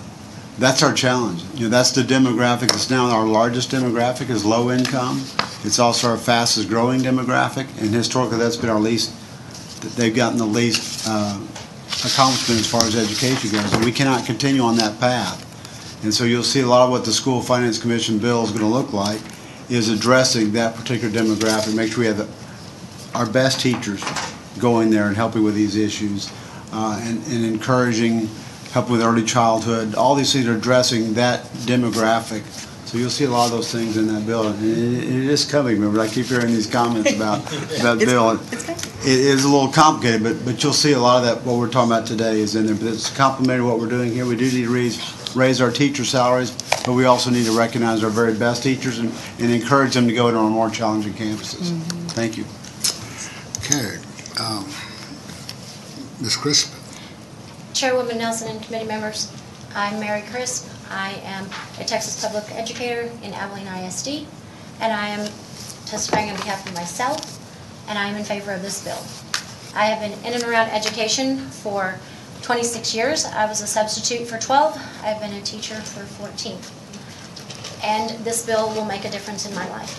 I am a single mom, and I have 2 daughters, 2 grandchildren, and at any given time in my career, I have worked 2 to 5 part-time jobs. The hard part for me is my students, I create the future. Without teachers, you do not read, you do not write, you do not fill out job applications. We as educators, we create the future. And my hard part is the fact that for me to be able to afford the basics of life, like had been said, I too bring home $2,600 a month. I supplement my income. My daughter is a senior. She's going off to college. And even though she's going to be gone, I'm still going to have to work 2 to 5 more jobs to be able to help fund her education. The hard part is, even with pay increases over the course of my time, going from a sub, which was a good pay at the time, to being an educator because God called me into this education field. I ran from it, but I finally gave in because I knew I was the future. I helped create leaders such as yourself, such as your children, and it is a blessing to be in my classroom. I have 44 students. I'm a special education teacher. I would not trade them 1 minute in any given day. They are my kids. They are my kids. They will always be my kids. They contact me after they graduate on Facebook and ask me questions about life, and I am blessed to have that. I want to say thank you, but also please consider the paras and the janitors in some sort of funding, because my para is a single mom as well. She works extra part-time jobs. I convinced her to go to college to become an educator, which she is doing at Hardin-Simmons. Right now she's meeting with Senator Lambert. The hard part though is I also have a janitor who's a single dad, and he works 3 jobs. Please consider our support staff in some way, shape, or form, because we are a family in education. We are a family on my campus and in my building, and we all support each other through the good, the bad, and the ugly, including our kids, our parents, our coworkers, and our administration. Thank you so much for this opportunity, and thank you so much for thinking about us. Well, thank you for your commitment and your passion. I love my kids. It shows. Yes, sir. I will. Okay, we're going to have the next panel. Thank you all for your testimony. Thank you. Have a blessed day. Thank you. Then the next forward to come up to the front row, Kara Beulah. Kara Beulah. Nancy Lambert.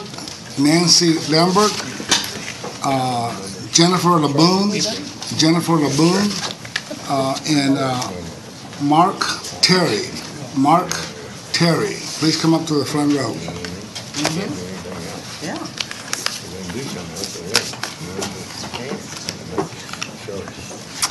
And we'll we'll start with you. Just identify yourself, who you represent, and then you may proceed. Chairwoman Nelson and committee members, my name is Callie Evans. I am a Texas public school science educator of 12 years at Willis ISD and a member of ATPE. I am testifying on behalf of myself in favor of Senate Bill 3. Thank you for making public education a priority. 16 of my family members are educators. Between my husband, who holds a master's degree in education administration, and myself, we hold 4 jobs to stay afloat. 5 nights a week, my husband gets off of work and then works as a pharmacy technician until 11:30 at night. We know the hardships of having a low compensation. We know, and our health suffers because of it. However, others do have it worse, our auxiliary staff. Please consider providing a meaningful, livable salary and benefits for all education staff with safeguards, so we can be home with our families and not working extras to live. SB 3 is a great starting point, but we need room for all. Education is a team sport, and we can't do it without everybody on our team. Thank you. Madam Chair, our teachers play such an important role in public education. They need to get paid a living wage. Shouldn't be doing it for free. Totally agree, Mr. Vice Chairman. Totally. Next. My name is Tracy Dunlap. I'm a kindergarten teacher at Maplewood Elementary and a leader with Education Austin. I'm here representing the Texas American Federation of Teachers in support of SB 3. Although school is in session today, a pay increase is so important to me that I'm using a personal day in order to be here. So thank you for the opportunity to speak to you. Like many teachers, early in my career I had a second job out of necessity. Now, 30 years into this profession, I find myself thinking of taking on a second job again when I need to be able to focus on my young students. The small raises provided by my district have not been enough to make up for increases in health insurance, housing, and other expenses. I'm pulling money out of my savings each month just to get by, which is a constant source of stress. I'm barely keeping up with my mortgage payments, and I can't afford to make needed repairs to my home. Anything urgent has to be paid for on credit, and my credit card balances continue to rise. A few months ago, I had a health scare, and my first thought was, can I afford this? When I recently discovered a $25 prescription had gone up to $85, I thought, can I get by without this medication? Unfortunately, my story is not unique. Teachers are leaving the state or leaving the profession altogether out of frustration at not being compensated in a way that values the very complex and important work that we do. While it's true that classroom teachers are struggling, so are the other members of the team who work toward the success of our students. From the bus drivers who get children safely to school, to the cafeteria workers who make sure children are fed, to the teaching assistants who often work with our most challenging students, to the custodians who keep our schools clean and maintained, we all contribute to the safety, health, academic growth, and social-emotional well-being of the children of Texas. Texas AFT would therefore request that all members of the education team be added to this bill. We all need a raise. Texas AFT also requests that you remove the permissive language of the bill allowing for additional merit pay on top of the raise, which could tie future salary increases to unreliable standardized test scores never intended for this purpose. The STAR test is a diagnostic tool to help teachers plan instruction, not an indicator of teacher effectiveness. We should be encouraging a climate of collaboration, not a system that rewards only a few based on a flawed measure of success. In conclusion, please accept my thanks in advance for working toward a permanent, no-strings-attached pay raise for all school employees. Since teachers in Texas currently average $7,000 less than the national average, we welcome this down payment on increasing our compensation. We're counting on you to prioritize pay and school finance this session. You have a chance to show public school employees that you recognize our hard work and dedication to this profession and to the children that we serve. Thank you for your testimony. Next. Senator Nelson and committee members, my name is Judy Rudabush Rich. I represent the Texas Speech Language Hearing Association and myself as an individual. I provide this testimony in support of Senate Bill 3 with a request for consideration of naming school-based speech-language pathologists as recipients in this bill. I'm a speech-language pathologist and immediate past president of the Texas Speech Language Hearing Association, have a master's degree in communication sciences and disorders and a doctorate in education administration from the University of North Texas. I'm retired as assistant superintendent for student services in the Irving ISD. There are two key issues related to inclusion of speech-language pathologists as named recipients. One has to do with the children and youth we serve, and the other has to do with school finance. Speech-language pathologist serves children who struggle with speech, language, and hearing. They have extensive academic and clinical preparation for working with individuals with disabilities in the areas of speaking, listening, reading, writing, and hearing, and are valuable members of the school team of professionals working to support high levels of literacy for all children. The Texas Education Agency has designated speech-language pathology as a special education instructional service, and as such can be viewed in the same category as classroom instruction. Classroom teachers and speech-language pathologists work together to support high levels of literacy. Speech-language pathologists can work with children to prevent placement in special education through a response to intervention model or through special education, often in conjunction with another disability such as autism, intellectual disability, specific learning disability, or auditory impairment. We cannot separate language from learning. All of the professionals who support strong academic achievement should be included in Senate Bill 3 if they are full-time and provide instruction 4 hours per day. The second key issue relates to school finance. In 2017-18, there were 4,785 speech-language pathologists employed in Texas public schools, but that was not enough. And often those speech-language pathologists work multiple jobs. There is a critical shortage of highly qualified professionals. School districts are obligated to provide services through special education, so when there are personnel vacancies, services are contracted with outside agencies. This costs the school district almost twice the amount of salary per contracted provider. Including speech-language pathologists in Senate Bill 3 would allow school districts to recruit and retain employees and thereby support the language learning needs of over 250,000 children currently served by SLPs in Texas public schools. Thank you, Senator Perry.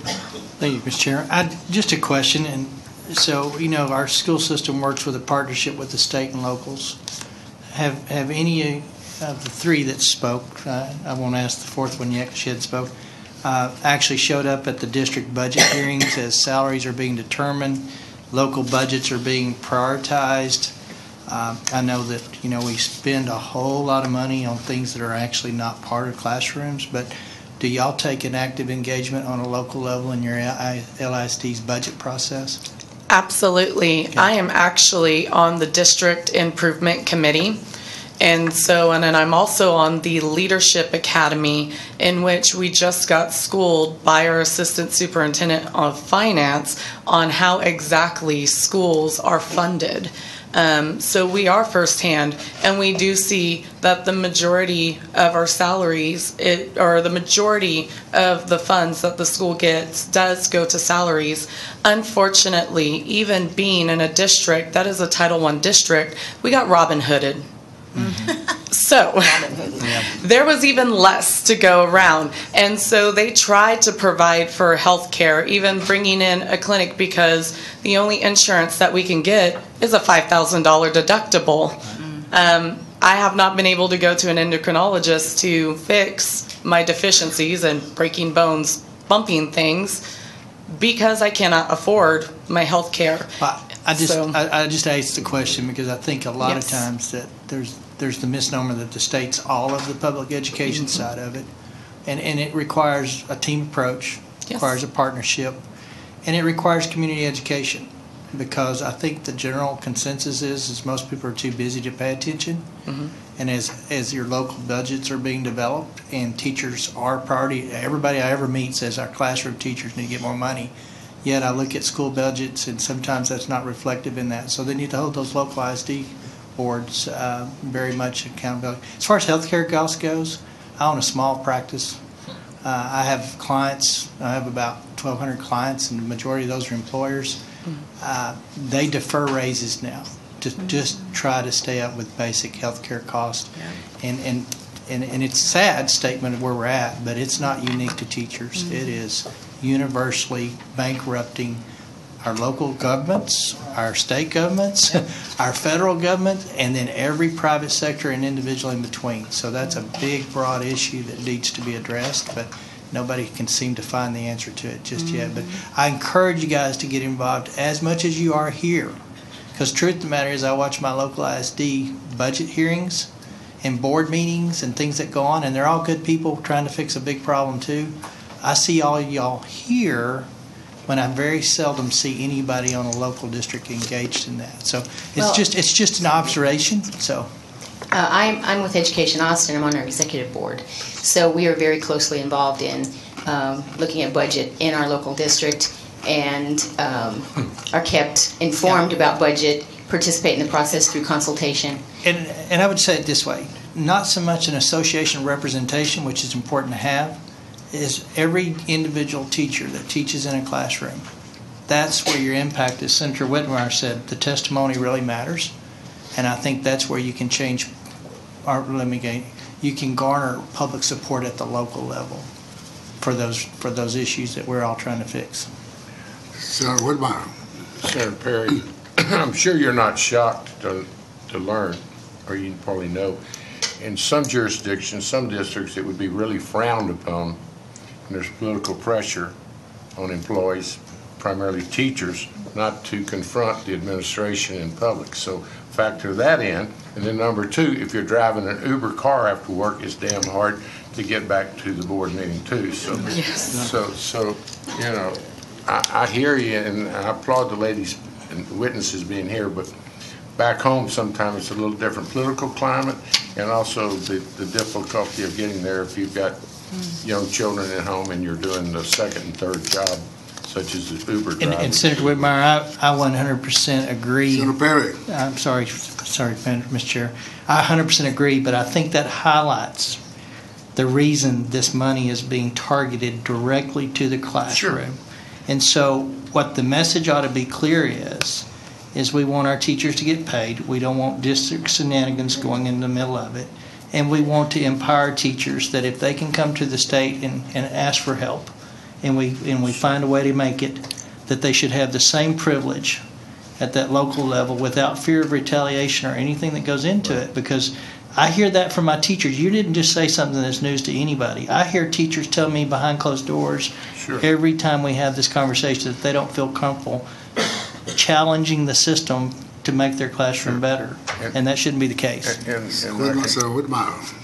concur with your remarks, and I will close by saying, first of all, I'm going to be shocked if the school boards don't support this raise. And I had some work I had planned to do before noon in the office, but I heard the school boards are going to be here later, and through the grapevine I heard they're going to oppose it. So I don't want to be anywhere but right here when they testify, if that's the case. Number two, I would also advise the witnesses, you've got to know who your state rep and state senator is. I mean, that is shocking sometimes when people back home will be talking about a school board action or lack of action. And if there's any intimidation ever, you need to call your rep and your senator. And then also, to continue this energy level that you're feeling from the panel, you need to make certain that everyone, the groups, the organizations, but individual teachers, about who their rep and who their senator is, because it does make a difference. Thank you.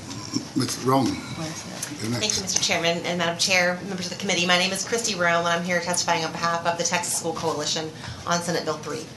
And we 100% agree that our teachers deserve a raise. They need a raise. And we just believe that this is perhaps not the best way to go about it, this one-size-fits-all nature of the plan. Our preference would be that districts receive both the resources and the flexibility to apply to the values of their community. Because in some communities that might be hiring additional classroom teachers to reduce class sizes. In other communities that might be providing an incentive for a gifted educator to move from one campus to another by providing them even more than the $5,000. And others it might be recruiting personnel such as bilingual teachers. All of these are needs that different communities may have. Also including hiring or paying counselors more. We've talked a lot in this committee. I've heard you all talk about the mental health concerns at our campuses. The amount provided to districts to pay for this increase in salary, thank you very much for including the state contribution to TRS. What's not included right now is the other benefits. You heard Commissioner Morath speak to the 4.2%, and in some districts that pay Social Security even more than that. So just another consideration as we are working through the funding that's available to schools. Again, in this big picture process, we understand that there's another bill coming. It's critical to maintain that this revenue is sustainable into the future. Madam Chair, you talked about the last time that pay raise was given was 10 years ago. And 2 years after that, the state had to make dramatic cuts to funding that resulted in reductions in force of teachers. So what we don't want to see happen is that this pay raise, which is now given a floor, resulting in the firing of teachers in years to come when a downturn happens. We want to be able to take care of our teachers in the next 2 years and the years to come. So thank you for your desire to pay hardworking Texas educators more. We share that with you, absolutely, and we look forward to working with you as this bill moves through the process. Senator Whitmire. Mr. Rowan, I thought I knew who the Texas School Coalition is, but I'm confused now. You want to break it down for me? Who is the coalition? The How Texas many School members? Coalition represents districts that pay Robin Hood recapture. There are Chapter 41 districts. Okay, so you actually have a coalition made up of school districts and administrations, not a parental, not a parent group. No, sir, we are an organization. You're a of school professional group of primarily school administrators. administrators and trustees. The school districts are And so members. you're testifying on the bill. Yes, sir. You haven't heard the previous testimony and the ladies with you that how critical their needs are, the teachers? Yes, sir. To Those needs are include- critical. I mean, We agree with so you that. don't have to drive an Uber, or the lady that had the husband that works at a pharmacy to 10:30. I mean, that doesn't shock you? Or you already know it and still want to testify on the bill? We know it and want to pay our teachers more. But you're not going to do it if you don't support this bill. This bill is the best vehicle available, as we talk today, to increase at least $5,000. And we could badly need your support. The teachers need your support. We support the increased funding for our teachers. But you testify on the bill. Yes, sir. We don't agree with the across-the-board nature of the bill. I'm disappointed, and I bet they are too. You got a heck of a morale problem, I'm sure you're aware. And it's bound to show up in the classroom. If you're struggling like the testimony we've heard today, it's got to be impacting the classroom environment. So I wish y'all would reconsider and get behind this bill. And I bet I speak for a lot of my colleagues. You finished, Senator Woodland? I'm through. All right. For now. Senator Bentoncourt. Thank you, Mr. Chairman. Christie, let me expound on the dean's comments here. You're testifying on, which means you're not for or against. Now, however, you spent a year watching the Commission on Public School Finance, okay? And Senator Taylor has a bill that is coming. Clearly, the evidence we saw over the whole year was that putting the best teachers in the worst classroom gets the best results. Am I missing that paraphrase? We agree, putting the best teachers in the classrooms you're going to need most is important. Okay, so I guess if you agree with that, so why not testify in favor of the bill? Because I believe exactly the point that you're making there, that putting the best teacher in the classroom that needs them most is not something that is allowed under a bill that is across the board in nature. We would like to see local districts have the flexibility to develop plans that do exactly that would encourage a teacher who has gifts that might want to pursue that higher salary by teaching inside their profession and not having to drive an Uber, by going to a campus that may need them more and need those gifts more with their students. Christie, so is the point performance-based pay? Is that what you're advocating for? I'm not advocating for that in particular. I'm advocating for a district being able to address pay at the district level in a way that meets the needs of their community. Because not every community, some communities, like Senator Perry's district, don't have multiple campuses to recruit teachers to. They need to be able to take care of the teachers on the one campus that they have. So it's a matter of local flexibility that's needed. Okay, and I'm still trying to understand okay, because you know that Senator Taylor has a bill that's coming along with Chairman Huberty, and there's been significant discussion of a variety of reforms.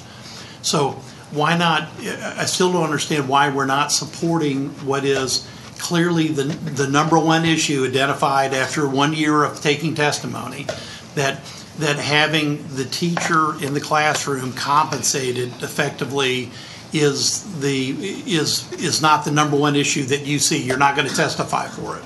Well, I understand what's been said about that there is not a this or that with the two bills. But Madam Chair, you also mentioned that there is still a limited amount of dollars. And so we're now talking about $4 billion of the $6 billion additional extra that you have provided in the base budget so far. So the concern is that if this is how the additional resources are coming to districts, we want to ensure that we can meet the needs in every community in a very diverse state. And Christy, I would say that I'm disappointed about the on, because my grandmother told me long ago that you get more flies with sugar than you do vinegar, okay? So if you see something here, okay, that the Chapter 41 schools are opposed to, but right now, with the way a Chapter 41 school works, the only way we can get this money to these teachers is to blast through and get it to them directly, because we've already heard enough discussion of Robin Hood and school finance. So I guess I fundamentally, I don't understand the on, because without additional resources that cuts through Robin Hood, you can't get this money to them. Am I missing something here? Or? If you will reduce recapture in the districts that I represent, we absolutely want to put that money towards our teachers. That's what we would do with the funding. We just may not do it across the board, and some districts would, but to give the districts the ability to represent the values and priorities of their community. Well, I mean, no one has been railing against recapture for longer, because I started that committee hearing a year ago by saying we have to do, we have to reduce our reliance on recapture. We have to wean off of Robin Hood somehow. So I guess what I'm trying to find out is, why the on? Why not just say yes and say, here's some things we want to look at. But right now, unless the law changes, unless we just literally take this hot knife and stick it right through, school refinance, there's no way for these teachers to get the money in a Chapter 41's district. So I guess that's what I'm puzzled by, because you can't, unless we locked it down like we're trying to do, if nothing else changed, okay, in the school code, that money would not end up with them. Okay, so I guess what I'm trying to understand is, why not say yes? If the money comes to the district and the district has increased resources, the very first priority is to provide that funding to the teachers.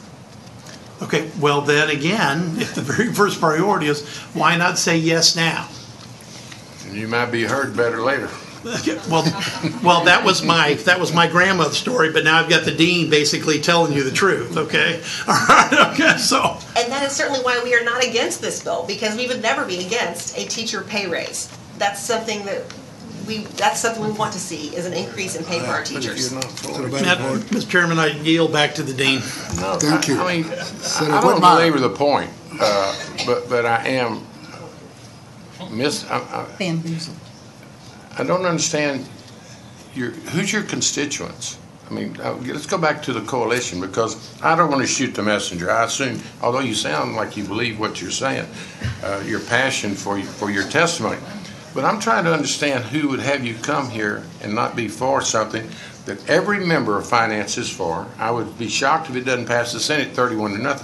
So just from a sheer effectiveness, so you could express your concerns, which would be heard, and you could have a place at the table, but not when you come up here and in the face of the outcry and the hardship that we've documented this morning, not be for your teachers. So how do you form your opinion? Do you have a committee? Do you have a membership vote, or what? I want to know who's really responsible. I'm giving you a little bit of a pass, although your passion for your testimony is pretty striking. Well, and I'll say I am a former classroom teacher, I am very passionate about this issue overall. You ought to be saying on your own personal experience that you're for the bill. You know how easy it would have been for y'all to be for the bill and then say, but we have some concerns, and you would have a place at the table? But you're voting, you're on the bill in the face of 16 members of the Senate that are doing the right thing, and I'm assuming when we get to the Senate, it'll probably be 31-0. And y'all are not smart enough, I'll just get down direct, smart enough to be for the bill. She witness entitled to her own opinion. Sure she is, and I'm entitled to my question and answers. But it's just shocking. It is. And I'm disappointed. I would ask you to go back and reconsider. Senator Taylor. Thank you, Mr. Chairman. And one of the concerns we have is really to get the teachers in the classroom the money. And this has been one of the discussions. We talked about the merit pay and now this across-the-board pay raise. TASA actually had given us some information showing a lot of different things, the average teacher base pay. And so we added that. We asked TEA, and they gave us the average superintendent pay. And this is from 2009 to 2019. And you might be interested to know that during that period of time, the average teacher pay went up 11.6%, and the average superintendent pay went up 30%. So I think you see why we're trying to get this money to the classroom and not just leave it to the discretion of the district, because we keep hearing these stories and we see a lot of other things going on in education. And we're working on a lot of things. So those of you on the superintendent side, we're going to have some more money in this bill to provide a lot of these things. But at the same time, we want to make sure that our teachers, this is our talent pool that we're trying to fill our teaching positions with and retain the teachers that we have. And some of that does involve pay. We know there's some other issues out there, the discipline issues, the bookkeeping, those types of things. But pay is a significant part of the talent pool. When you talk to these kids and the teachers are recommending or not their child goes into teaching, a lot of it's pay. And so we're trying to address it. And that's why this particular bill is going to direct the money to teachers in the classroom. Because we know what happens.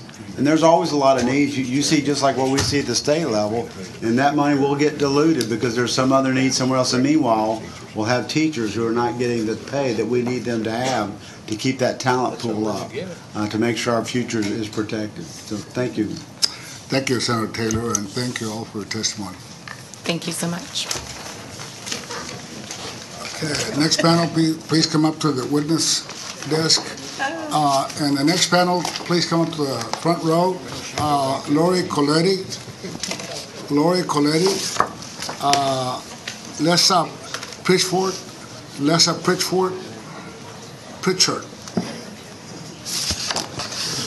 Chandra Villanueva,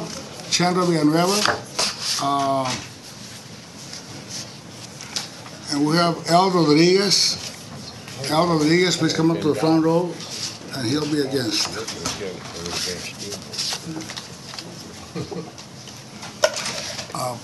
We'll start with you. Please identify yourself, who you represent, and then you may proceed.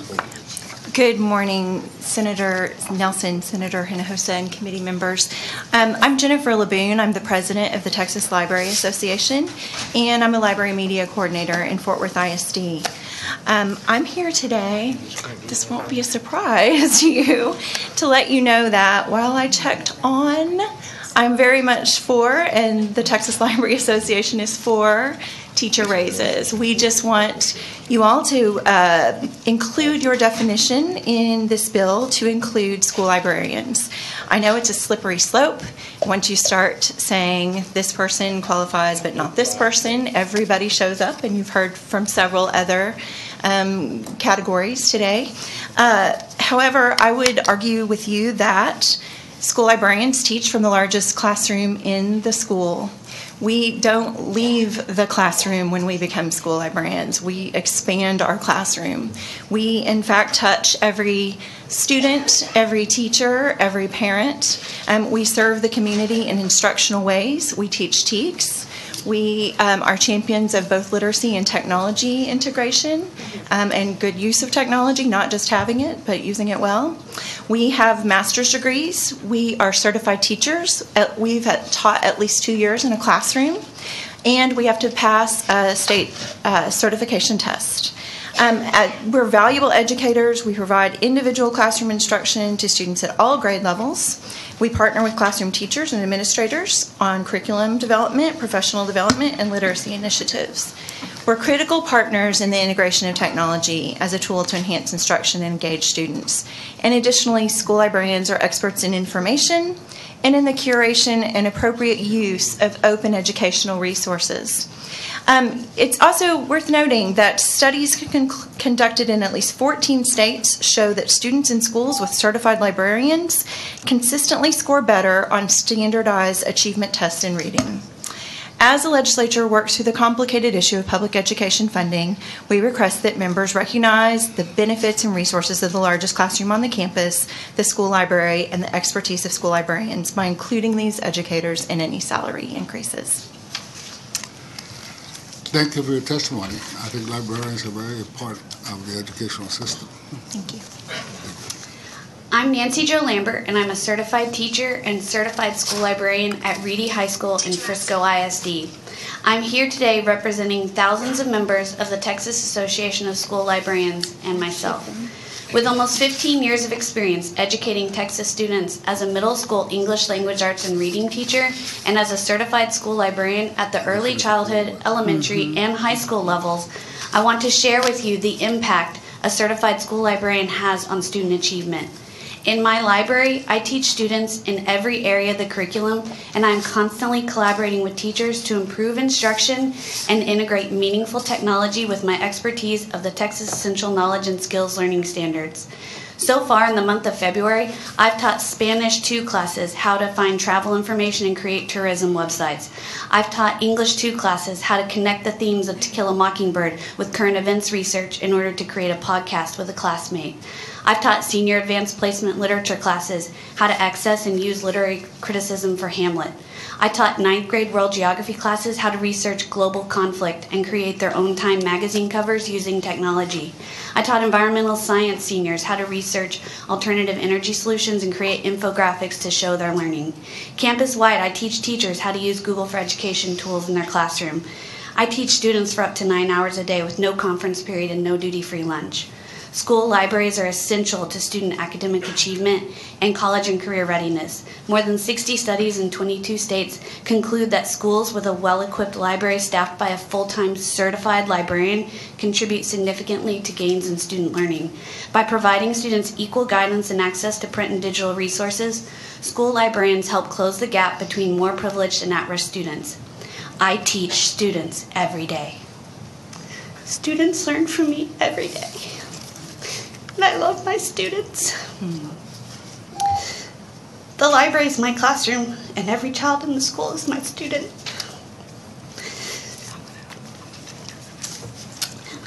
As a teacher in the largest classroom on campus, I and the thousands of school librarians I represent strongly request that certified school librarians be included in any salary increase. Mr. Chairman, first of all, thank you for coming. Thank you to everybody for coming to testify today. I hope that there is no misunderstanding out there that we value librarians. I know better than most, and your testimony gets to me. I was an elementary teacher. I know what librarians do. I know how hard they work. I know how valuable they are. And this was in no way indicating anything other than when we started down this path, we were looking at, we had to pick, a number that we can start working with, and you heard the discussion about looking at a definition that we could say, these people are going to get 5,000, multiply that number of times, and figure out how much we're dealing with. And we did that, and right now we're at 4.7 billion. We're running numbers. You've heard other testimony. There are others who would like, and I would love to have enough money to give everybody that touches our children a hefty pay raise. There is nothing that prohibits a local district from increasing librarians, for example. We're not prohibiting that. And we're running numbers right now to look at things. But Mr. Chairman, I want y'all to know how much we I understand and appreciate what librarians do for our children, and I'm very, very grateful. I mean, I'm a reader, and these kids need to have books in their hands and read them, and I wouldn't even get going down that pathway. I think that would help a lot. But thank you for what you do, and thank you for taking the time to come and testify. We get it. We need to figure out what we can afford to do with this bill. Thank you. Thank you, Mr. Chairman. Thank you, Madam Chair, and thank you for testimony. Hello, and thank you. My name is Kara Ballou, and I represent the Texas Public Policy Foundation, and I'm here testifying on the bill. You're getting a handout that looks like this, and my testimony is going to track that handout. Currently, Texas taxpayers are spending more on public education than they ever have before, both in total and on a per-student basis. And more taxpayer spending on public education will not necessarily lead to better student results. Money must be spent on the most effective programs. Recently, one of our Texas schools was identified as the highest performing school for third grade reading in the nation. And the results of that school district are on page 2 of the handout. And in that school, the principal testified recently that they put in very effective and outcomes-based programs. And so despite spending less per student in the district and the statewide average, they have, again, the best third grade reading results in the nation. And this just goes to establish that taxpayer money spent well and spent wisely on public education can result in improved student results. We have to focus every dollar on student results because 54% of our children read below grade level and 50% do math below grade level. And so we want to ensure every school is focused on research and effective programs. All taxpayer funds for public education should be appropriated to pay teachers based on their effectiveness, improve student results, and reduce recapture and property tax burdens. Senate Bill 3 deserves high praise for putting a legislative focus on our teachers. The quality of our classroom teachers is the most important in-school factor affecting our children, and we've heard that from many people today, including the commissioner. The more effective teachers that Texas can place and retain in classrooms, the better for students and the state. Research suggests that student outcomes would be improved if the state were to use any new taxpayer money to identify effective principals and teachers, in part by data-driven analysis, and pay those teachers and principals using locally developed merit-based pay system. And then something that's very close to my heart, because it's a program I work on with the Texas Education Agency, is school boards should adopt reading and math goals for each campus and support principals and teachers in using evidence-based tools to teach the Texas curriculum. And that is what is happening in this wonderful school in Brownsville with these amazing results. Is they're laser focused on student results, and they're laser focused on utilizing funds to help their teachers teach the curriculum. A locally designed merit-based pay approach is well researched, and it benefits everyone. It benefits teachers because it would invite, reward, and retain our top teaching talent across the state. Thank you for your testimony. Time's up. Okay. Where's Mr. Mark Terry? Mark Terry? He was supposed to be in this panel? Okay. Thank you all. We appreciate your testimony.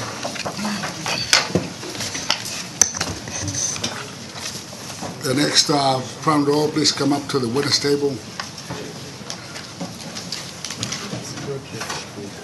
And I'll call the next 4 witnesses to come up to the front row, please.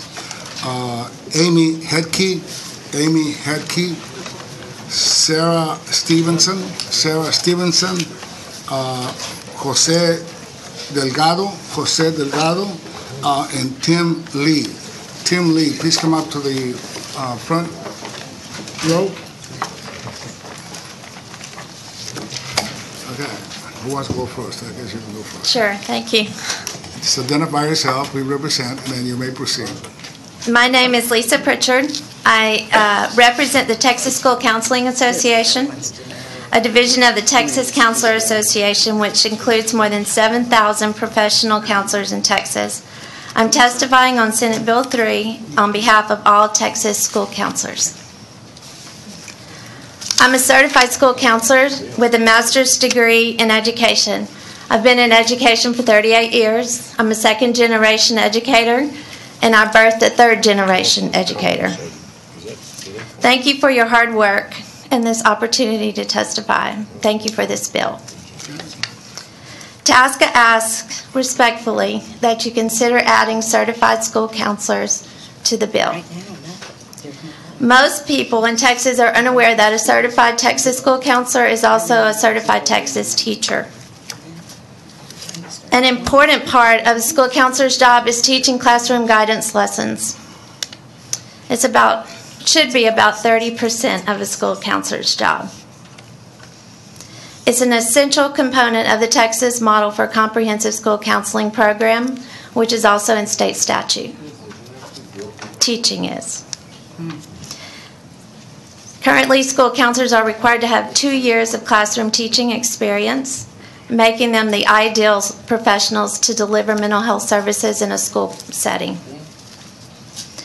TASC is concerned that excluding school counselors from this bill could have the unintended consequence of making it more difficult to hire school counselors as they may decide to return to the classroom. As challenging as it is to be a teacher, and I've been blessed in my 38 years to have been a classroom teacher in high school, to have been a high school counselor and lead counselor, and now to be a director of counseling. I can tell you that the most challenging job I've ever had and the tiredest I've ever been is when I was a high school counselor with a caseload of about 475 students whose graduation and mental health in large part was dependent on me. At every hearing during the interim, increased access to school counselors was cited by parents, teachers, students, and administrators as key strategy in school safety. In many communities, especially in rural communities, the school counselor may be the first and only access students, their families, and faculty has to counseling services.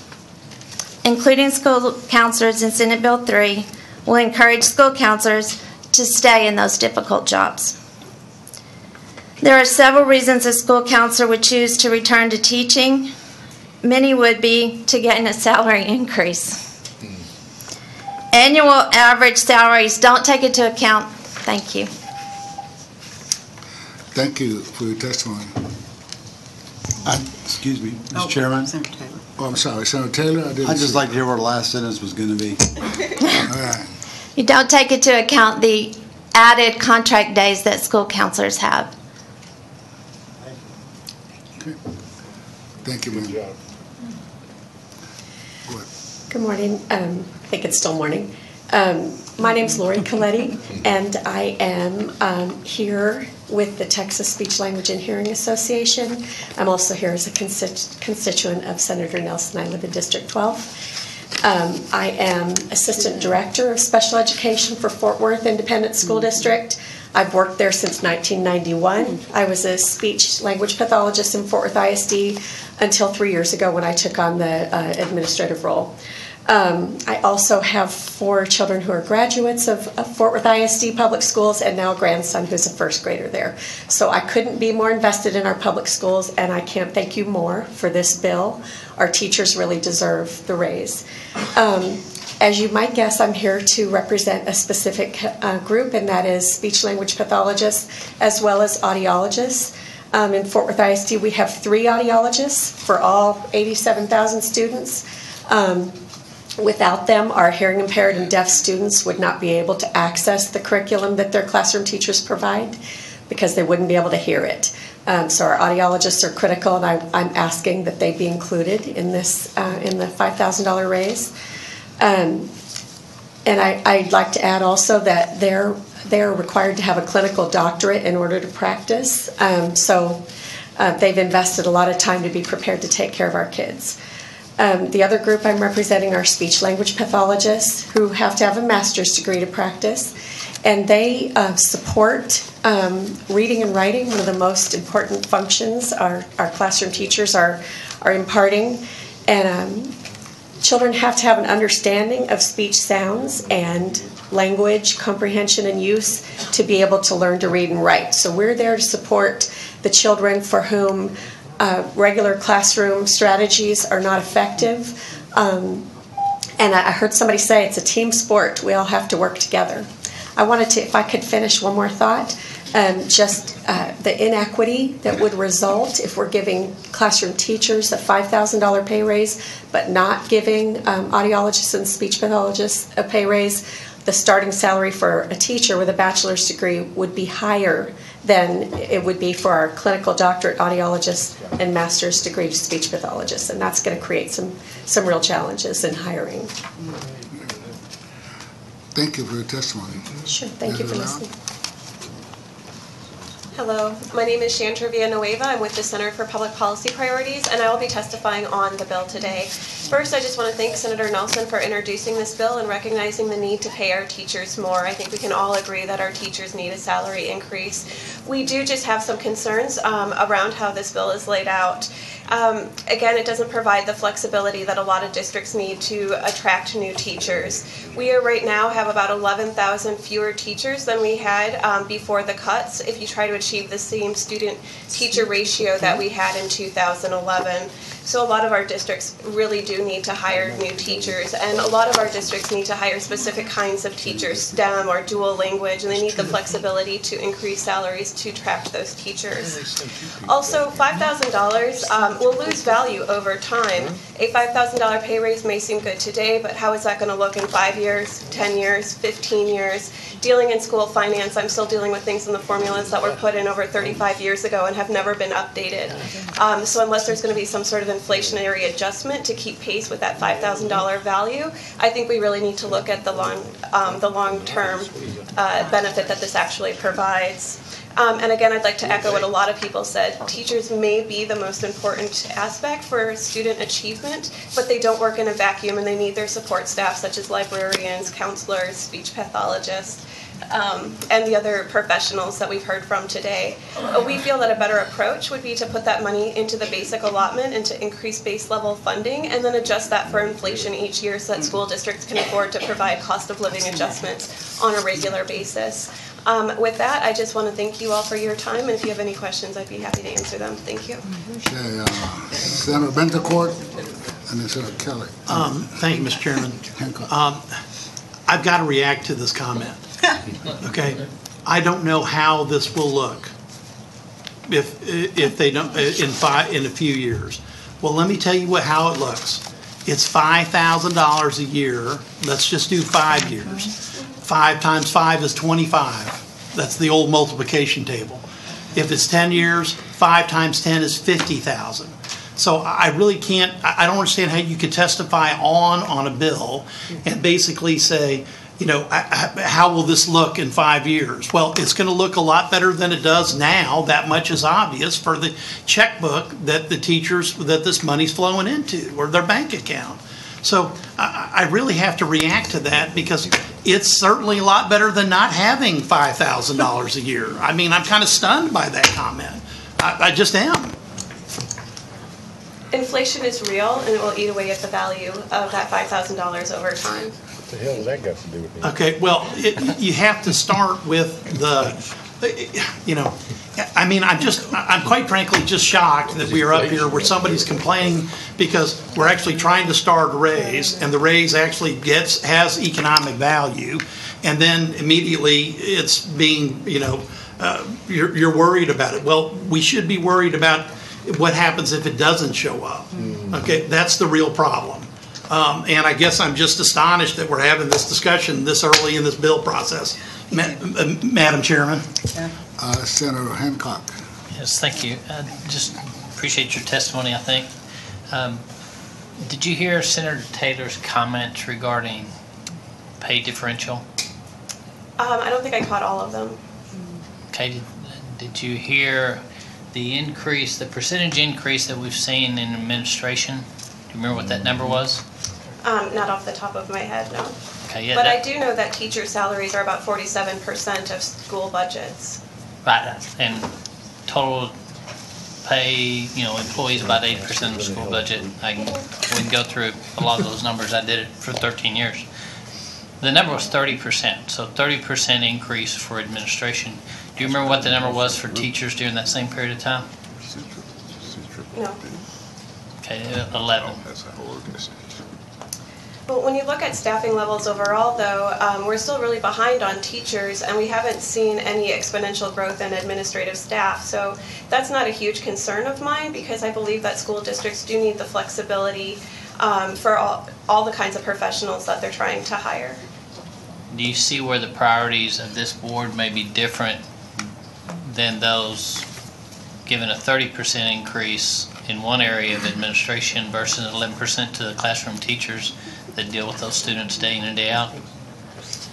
I can see where you would have concerns, but I also think local control is very important, especially in a state like Texas and as a large state like Texas, where every community has very different needs. Would you agree that that local control is what got the disparity of 30% in administration and 11% towards teachers? Well, that's an issue for school boards and for, local communities to weigh in on their school boards. I don't think that the legislature needs to tie the hands of school districts, and school districts need the flexibility to meet the unique needs of their communities. And I think that what the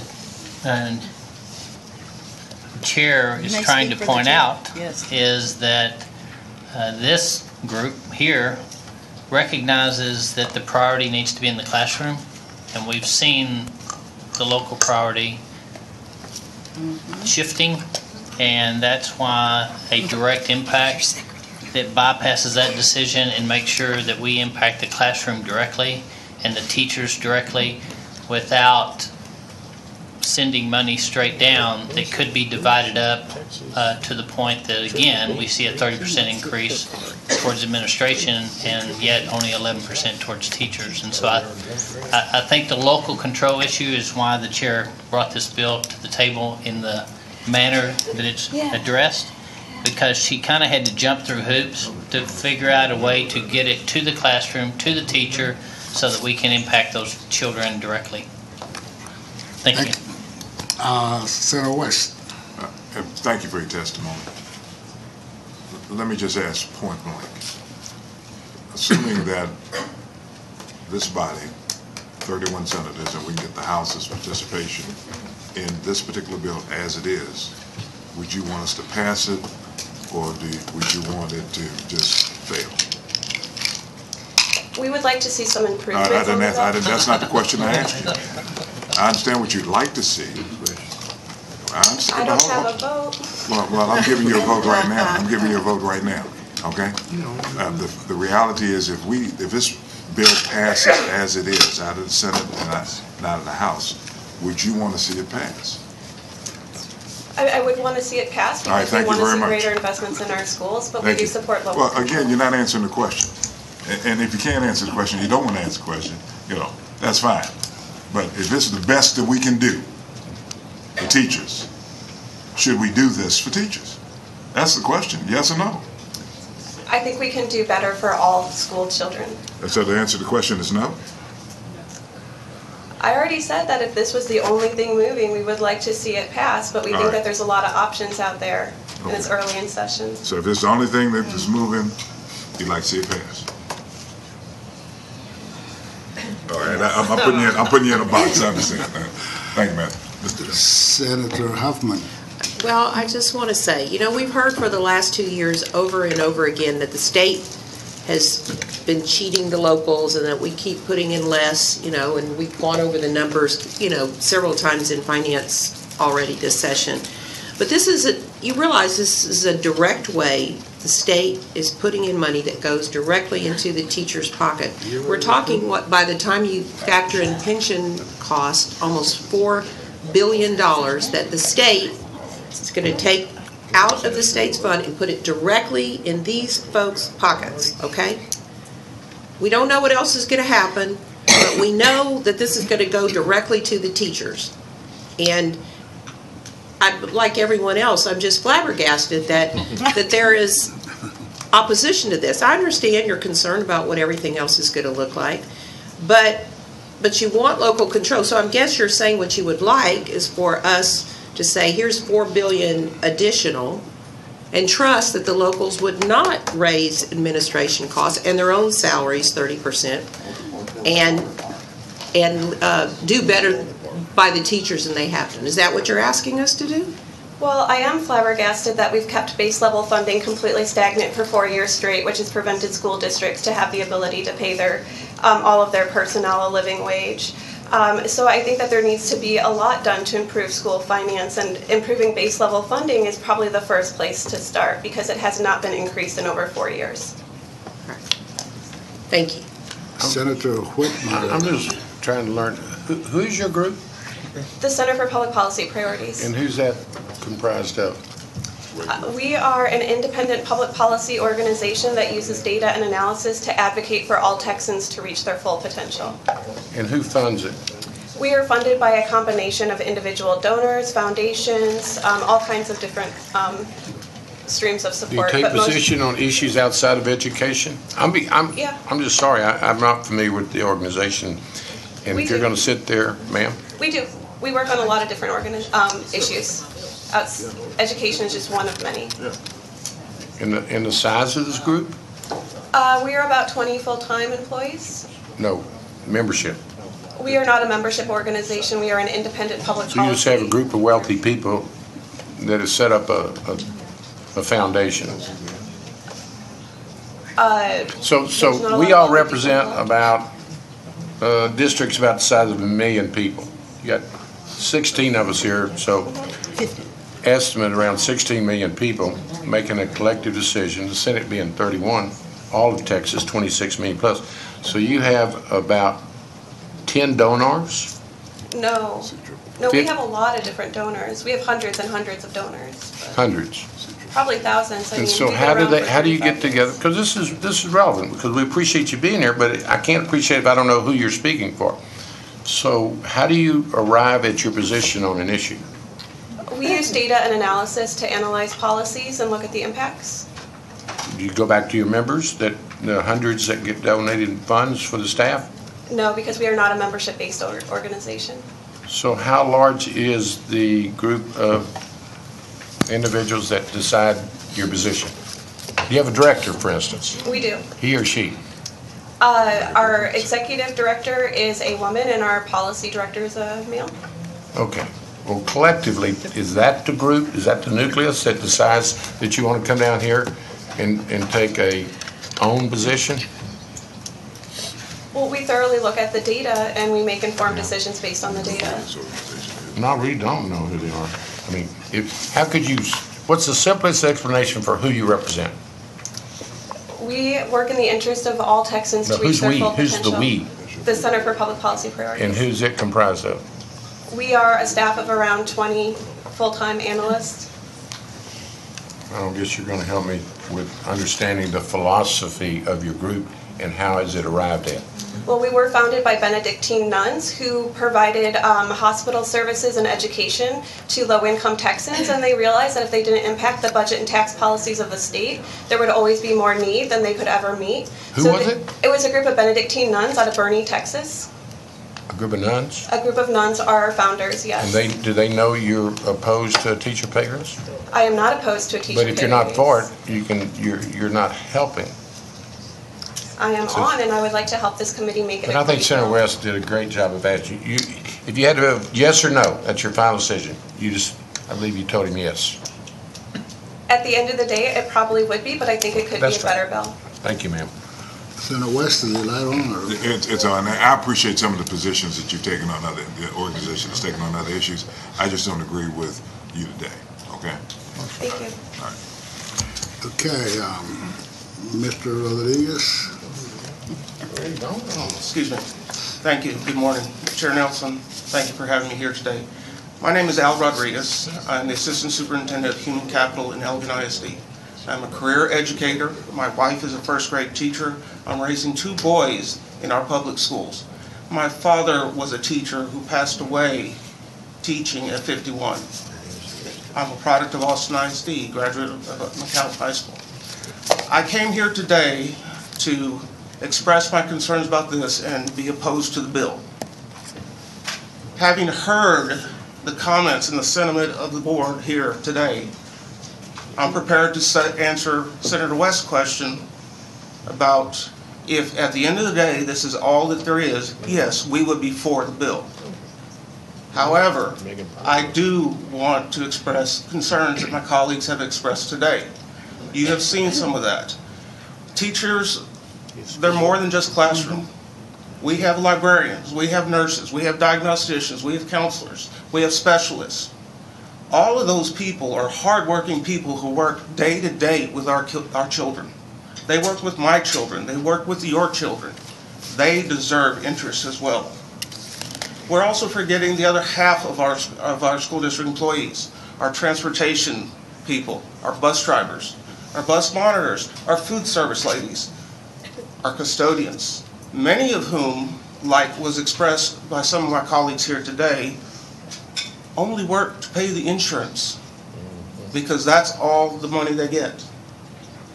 So I would ask you to consider those people when you're reworking this bill. I also have a concern with the career ladder.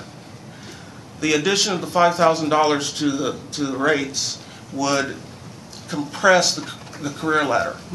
Typically, a teacher who wants to earn more money annually goes from teacher to principal, teacher to assistant principal to principal and then central office. There's only about 4 steps. Takes 20, 30 years to get to the top to make that high superintendent salary that you're talking about, sir. So, respectfully, I ask that you take those things under consideration and consider all of the school district employees, all the hardworking individuals of the state. Thank you. Mr. Chairman. Madam Chair. I just want to clarify, because I raised that same question about this. Absolutely does nothing, doesn't touch the career ladder, does not impact it, will have no impact on it because of the way we've set it up. So that I just want to make sure you understand that. Thank you. Senator Whitmire. You signed up and certainly had me concerned that you were opposed to the bill. And it sounds like now you're on the bill and would like us to consider your concerns, which is reasonable. Yes, sir. I'm disappointed you're not for it, but at least you're making progress. If you got here opposed to it, now you're on. I would urge you to try to find a way to be for it, because this is probably going to be the best vehicle to give teachers additional, and understand the other categories of workers. I promise you the chair is still using the budget to see what she can do for others. But this is before us today, and I just think it's important after hearing the testimony. Some of us already knew how drastic things are, but we've certainly put a face on it today, that our teachers must have additional revenue. We already are losing some very capable teachers that can't afford to stay in the classroom. So I hope you'll find, the board, y'all are important, and I hope you'll find a way to get behind this piece of legislation. I hope so too, sir. And as I answered Senator West's question before, if at the end of the day that's all there is, then obviously we'd be for it. Thank you. Does he want to change his position on his card? Me too. Could you clarify, state your name and who you represent? Al Rodriguez. I'm here speaking today on behalf of the Texas Association of School Boards and Elgin Independent School District. And I know you stated you were opposed to the bill. Do you want to change that to on the bill? Yes, sir. Yeah. Thank you. Thank you. Yes, sir. Change it to on the bill. Okay. Okay, we'll change to on the bill. Thank you. Thank you. Yeah. Thank you. Okay. Thank this panel for your testimony. Next, up to the witness table, Tim Lee, Jose Delgado, Sarah Stevenson, and Amy Hedke. After that, I don't have any more witness cards, so you plan to testify, please come and register up here with the witness card clerk is located. All right, we'll start. Ma'am, we'll start with you. So okay. identify yourself. Okay, who you thank you so represent, much. And you may proceed. Thank you very much. My name is Sarah Stevenson. I'm a former English teacher and school librarian, and I was Austin ISD's first Librarian of the Year in 2013. I am, just to make it clear, I'm 100% in favor of this bill. I was so ecstatic. This is so needed.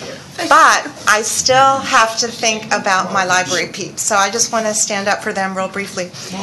On the front page of the Statesman today is an article about how the librarians are left out, and if you have time to read it, my little replacement, my sweet librarian Ashley Cross, is featured, and here's her situation.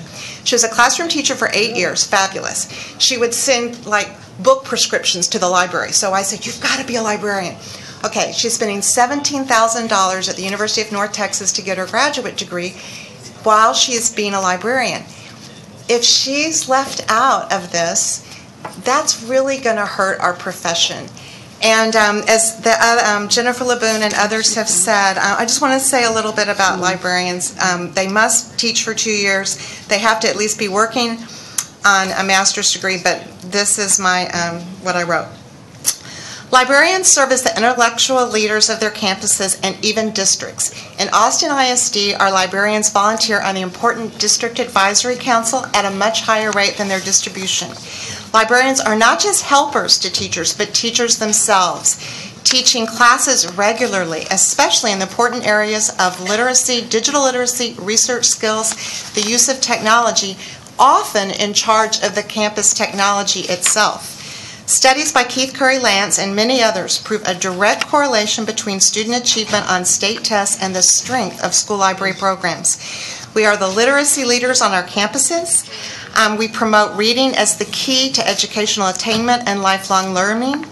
Librarians are masters at creating reading events, programs, and incentives, encouraging children to read more. In addition, we demonstrate that reading is its own reward, focusing on choice and access to a variety of books that meet individual student preferences. If children gain reading skills through reading practice, librarians are the essential conduit by providing the books for that practice. Studies show that adults who self-identify as readers are more likely to vote and volunteer at higher rates in their communities. The work of librarians reaches far beyond K-12 schools to building an educated citizenry with long-lasting protections for the health of our democracy.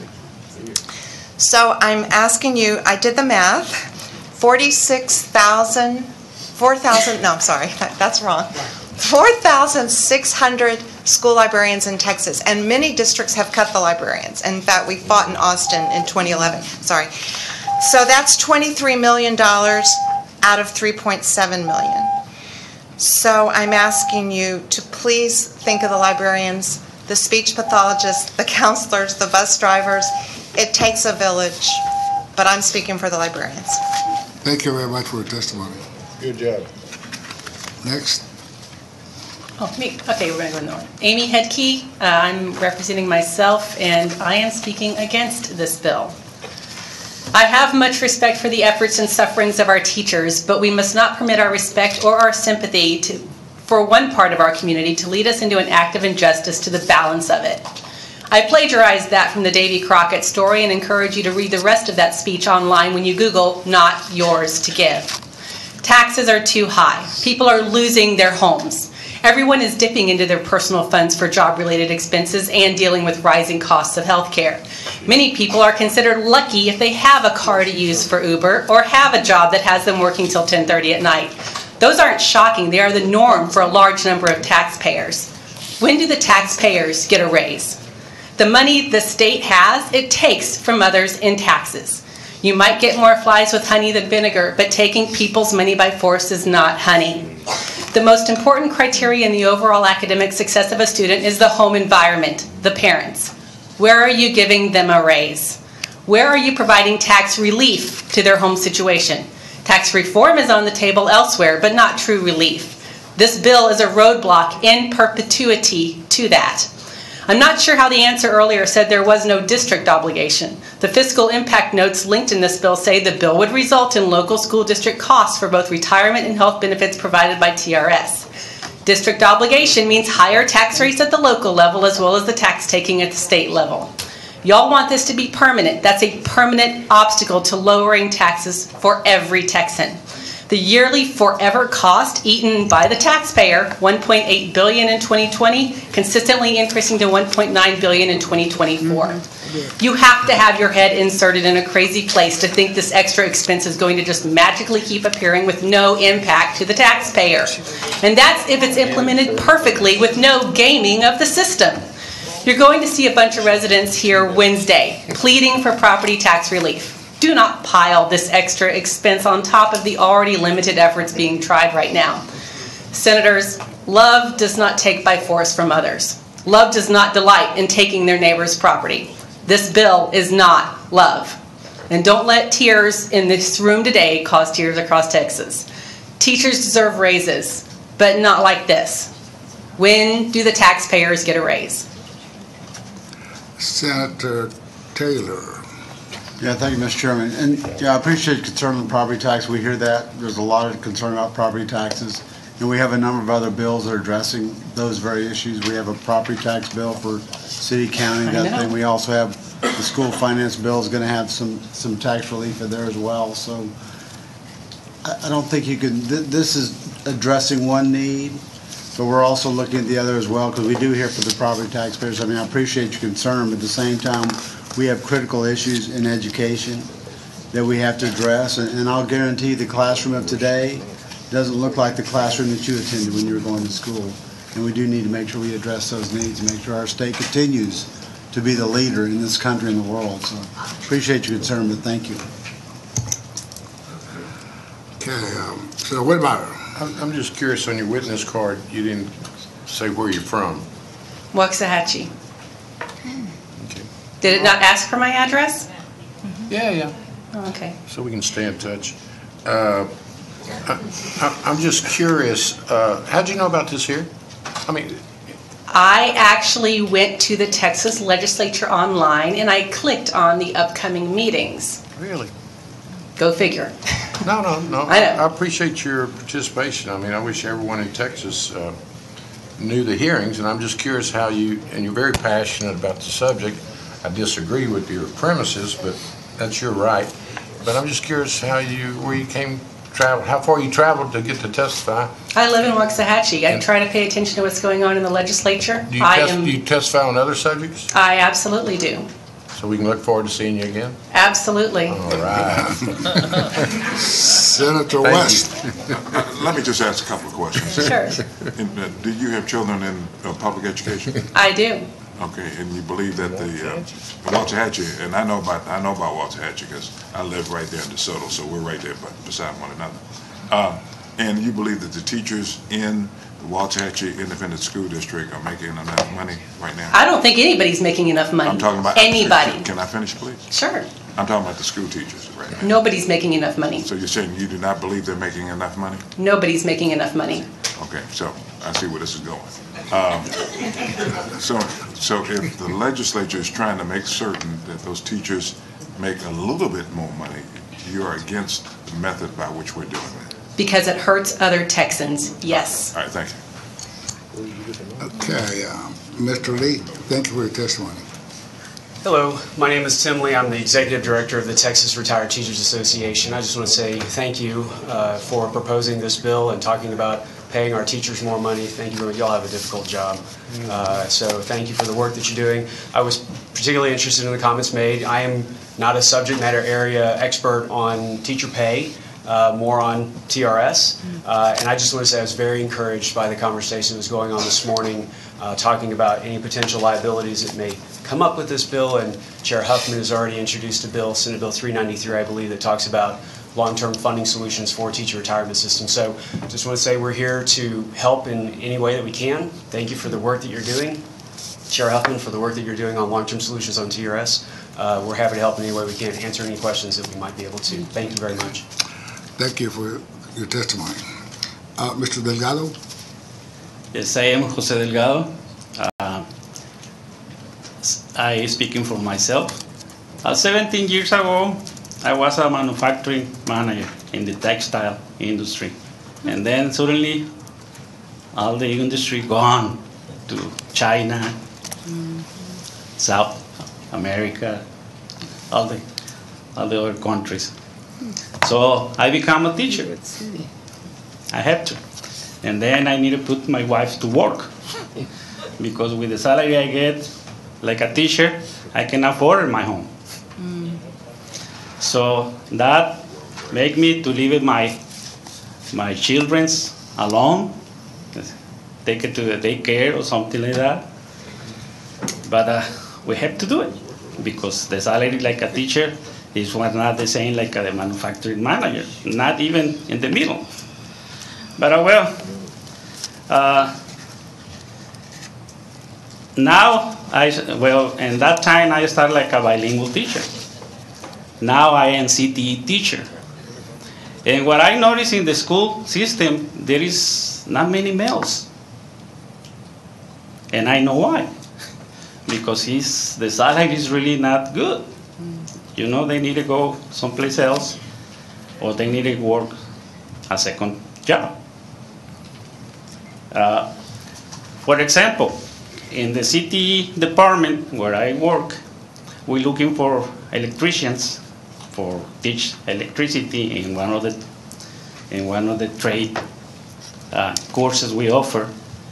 And they say, no, you know what? Whatever you pay me here, I can make it in 3 months. And I say, it's amazing. And now, you know, the industry is coming back because they find out like China is not anymore like it was before. So they start giving to me offers. And I say, you know, I love to be a teacher. But sometimes, you know, the payment is not good. You know, the payment really makes me suffer. And I would like to have my wife with my children. Especially in business administration, where we need to be certified in business. You know, they say, well, like you pay me here. I live at the border, you know, where it's maquilas industry, and they pay pretty good. You know, and they say, no, you know what? I don't want to deal with kids, and not without payment. So that is why I'm so happy you start this. I know this is just a start. I know you will go ahead, not only with teachers, also with all administrators, counselors, librarians, because really, you know, you need to consider males. We serve a lot of our children because they don't have parents. They don't have males at home. Thank you. And please wrap it up. Thank you. Mr. Lau, what city are you from? Del Rio, Texas. Okay. Thank you for coming out, and thank you for coming from Del Rio. So the core, what we're dealing with here fundamentally is the core of any organization, be it the military and the soldiers, or the police department and the police officers. That's the core of the mission of what we're, in this case, education is the teachers. And that's the core of the mission that we're dealing with today. And so would you say that as a teacher, that regardless of what you heard today or what the forecasts are down the road, that $5,000 is real money, that means real results for real teachers, boots on the ground in our school districts? Would you agree with that statement? I absolutely agree. And that's why we're here, members. Thank you. Thank you, Senator Flores, and thank you, this panel, for your testimony.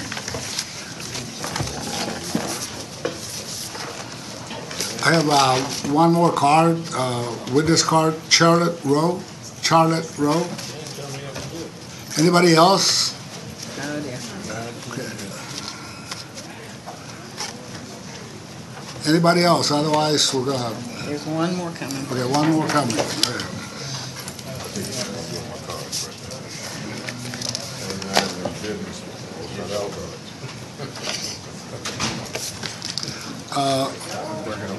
Marlene Eckley. Ms. Rowe, you may just identify yourself, who you represent, and then you may begin. Thank you.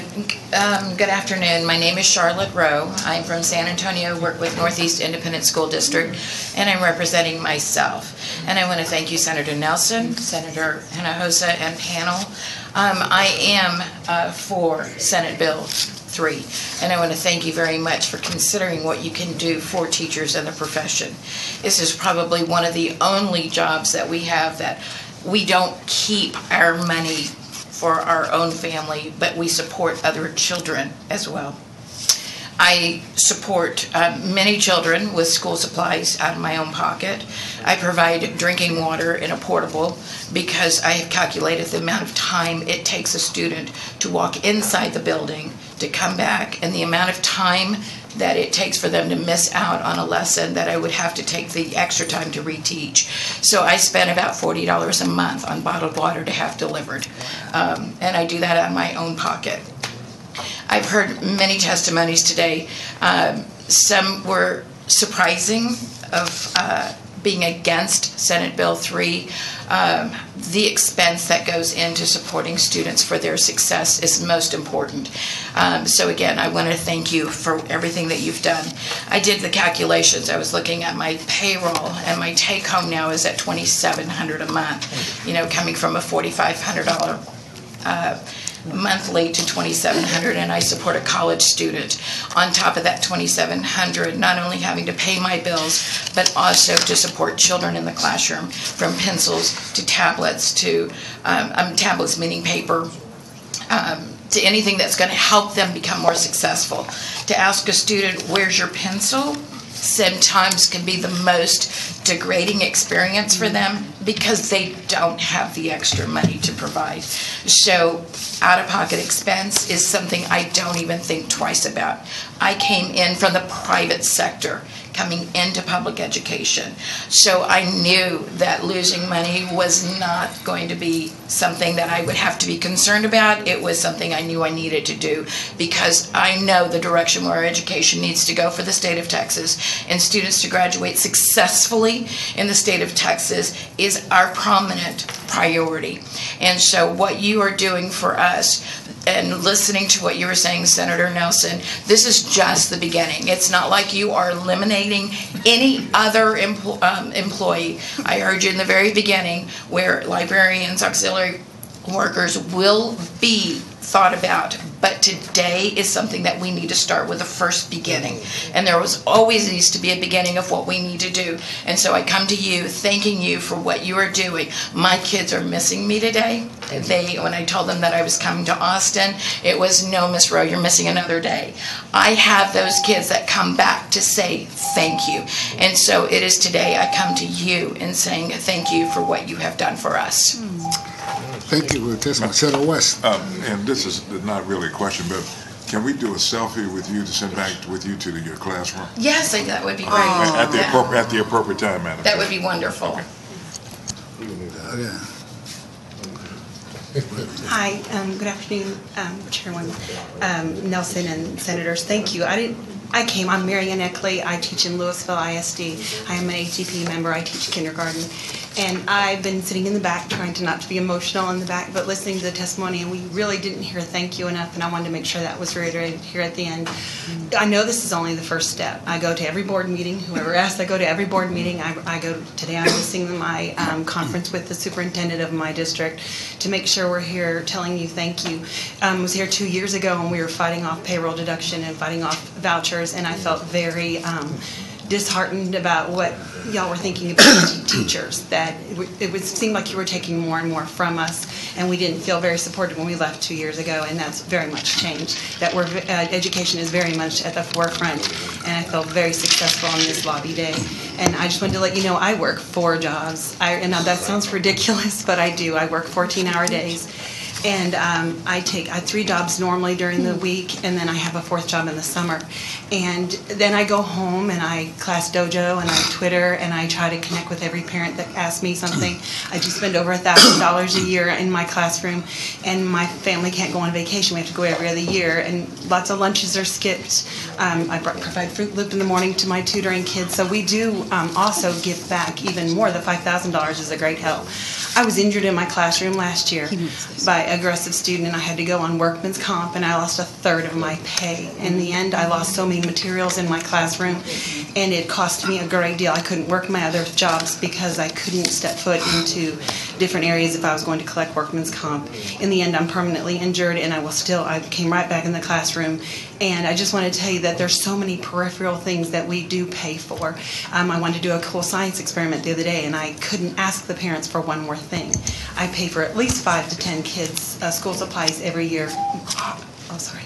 Wholeheartedly, I will do that, and I will continue to do that. And my family gives up so much, and I would never give up the teaching profession, but it is really hard every year to commit, again, thinking that I'm hurting my family and hurting my future by staying in education.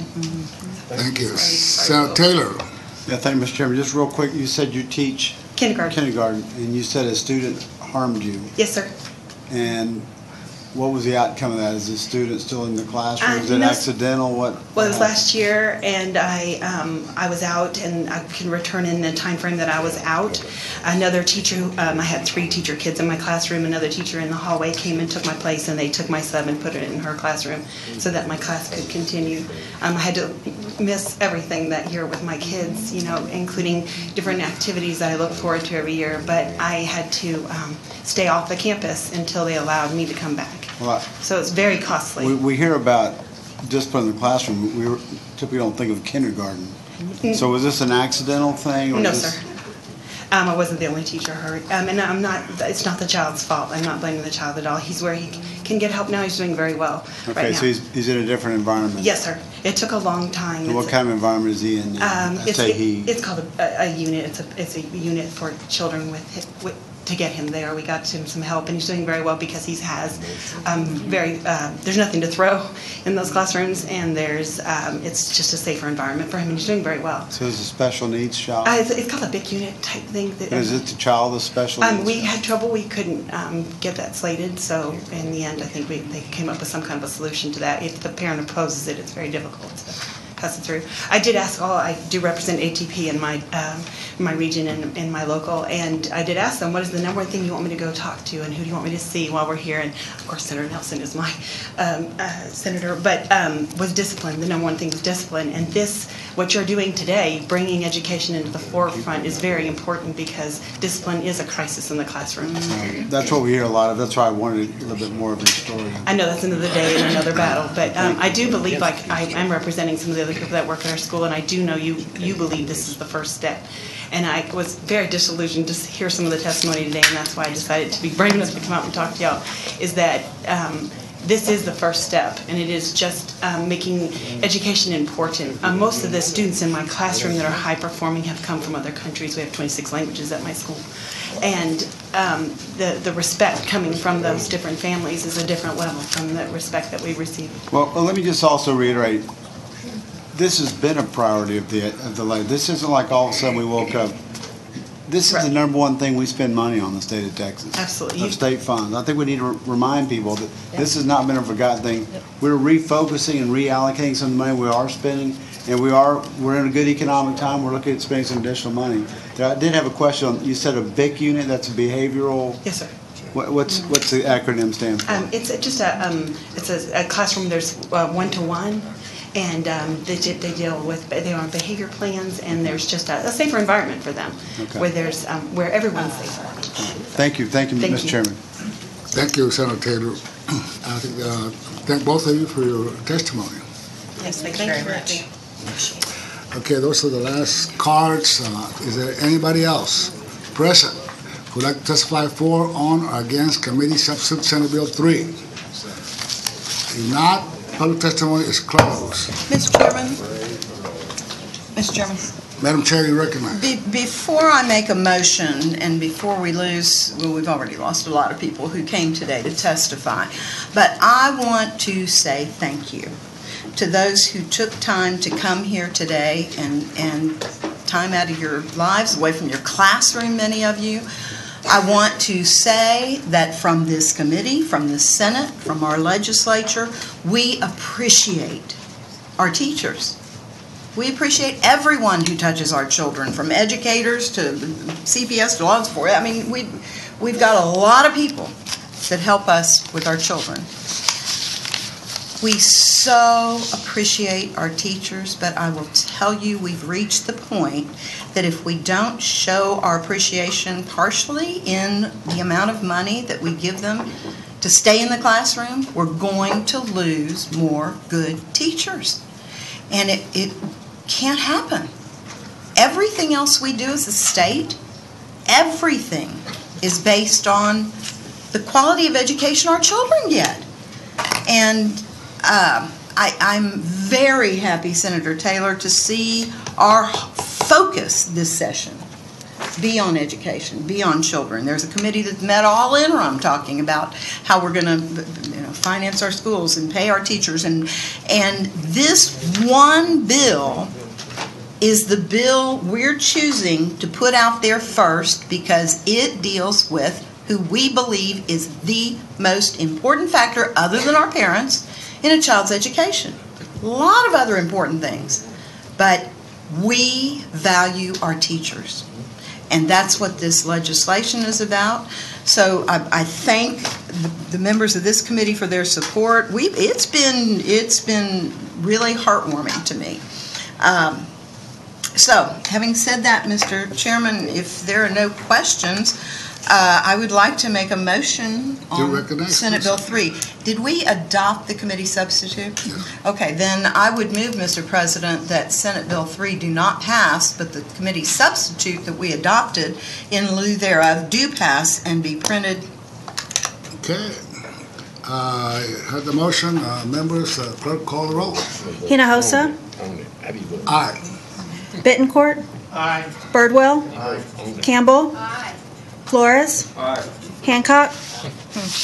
Hancock? Huffman? Aye. Colkhorst? Aye. Nichols? Aye. Perry? Aye. Taylor? Watson? West? Whitmire? Aye. Nelson? Aye. 15 ayes, no nays. There being 15 ayes and no nays, committee substitute for Senate Bill 3 is favorably reported. Thank you, Madam Chair, for your hard work and your leadership. Not yet. Thank you, Mr. Vice Chair, and for chairing. Members, before we leave, there is some other business to take care of. And thank you all for the strong support for this legislation. I greatly appreciate it. Before we leave, we concluded our initial budget hearings, now week before last. We had more than 23 hours of deliberation. We heard from 163 agencies, boards, and institutions of higher education. We heard more than 750 witnesses. Our work continues. The Texas economy has produced a healthy revenue outlook, and that's a good thing, but it is also a challenge. Senator Huffman, you said at one of our very first hearings, we have the opportunity to address problems that have vexed us for years. Senator Whitmire had to look that word up. But as with any budget, we are faced with some real tough choices, and I want to share some numbers to put this all in greater focus. The budget that was introduced, Senate Bill 1, is $5.5 billion under our constitutional pay-as-you-go limit.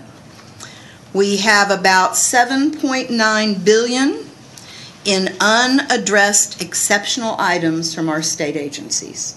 If you just 7.9, round it off to 8, in requests from our state agencies.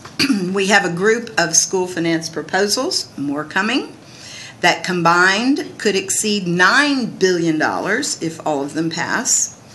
We have pension issues. We have deferred maintenance issues that still need to be addressed. And we have shortfalls at both ERS and TRS. There are some very big numbers floating around with Harvey and infrastructure needs. I've got to say this right now, we can't do it all. And I said from the very beginning, we can do a lot of little things, we can do one or two big things. Thank goodness the economy is healthy. We have put into place over the years legislation and policy that has served Texas very well. And if you look at look at the numbers. We've got some money to do some things, but our task before us is to decide where we need to place our emphasis with our resources that we have. We need to make sure that the budget we pass is sustainable for future generations. It's not monopoly money, as one lady put it, sitting before us. I mean, it is. This is the taxpayers' money. People work hard. Our teachers work hard for this money, by the way. They pay taxes too. So we need to keep that in mind. Every penny we spend is money somebody worked hard for. I'm going to appoint work groups today. I'm doing things a little differently, and we're going to see how it works. But I have to say that right now there are a lot of unknowns that we're dealing with. Senator Betancourt, you got a big unknown. Senator Taylor, big unknown. And we are going to be able to begin our work group deliberations, but keep in mind that we're going to have to plug in those unknowns. So I guess I'm asking you to be very, very efficient in looking at where we're going to place our priorities. Strong Finance Committee, you're up to the challenge, and I appreciate the hours that you're getting ready to put in once I assign these work groups. So we'll begin with the beginning. Senator Huffman, you are going to chair, if you agree, to chair the work groups on Article 1, 4, and 5. On your team will be Senator Flores, Senator Hancock, and Senator Whitmire. Senator Colquist, I am appointing you to lead our work group on Article 2. Your team will be Senators Campbell, Senators Flores, and Watson. Now, I will tell you what I'm doing differently this session. Article 3 is such an important article. They're all important, but this session, it's going to be getting a lot of attention. Today's issue is one example. We're going to have to, once we know all of the proposals that are submitted, figure out how much money we've got, how much we're going to spend, how we're going to spend it. Public education. We also have Article 3, higher education, that's going to have to look at all of the exceptional item requests, a lot of the important issues that we discussed when we had Senate Bill 1 hearings. So I'm dividing Article 3 into 2 work groups. And Senator Taylor, I'm going to ask you if you would chair the work group on public education. Serving with you will be Senators Betancourt, Perry, and Senator West. Senator Betancourt, I'm going to ask you to chair Article 3, higher education. And working with him will be Senators Campbell, Hancock, and Watson. Finally, I'm asking Senator Nichols to serve as work group chairman for Articles 6, 7, and 8. And serving with him will be Senators Birdwell, Hinojosa, and Perry. They're smaller work groups, but we've got so much work to do. For the work groups, and I'd like to, if I might, meet with the work group chairman just for a couple minutes. But first and foremost, you've got to make sure that our essential needs are met. It's the number one goal for all the work groups. We meet our essential needs. Second, establish your priorities.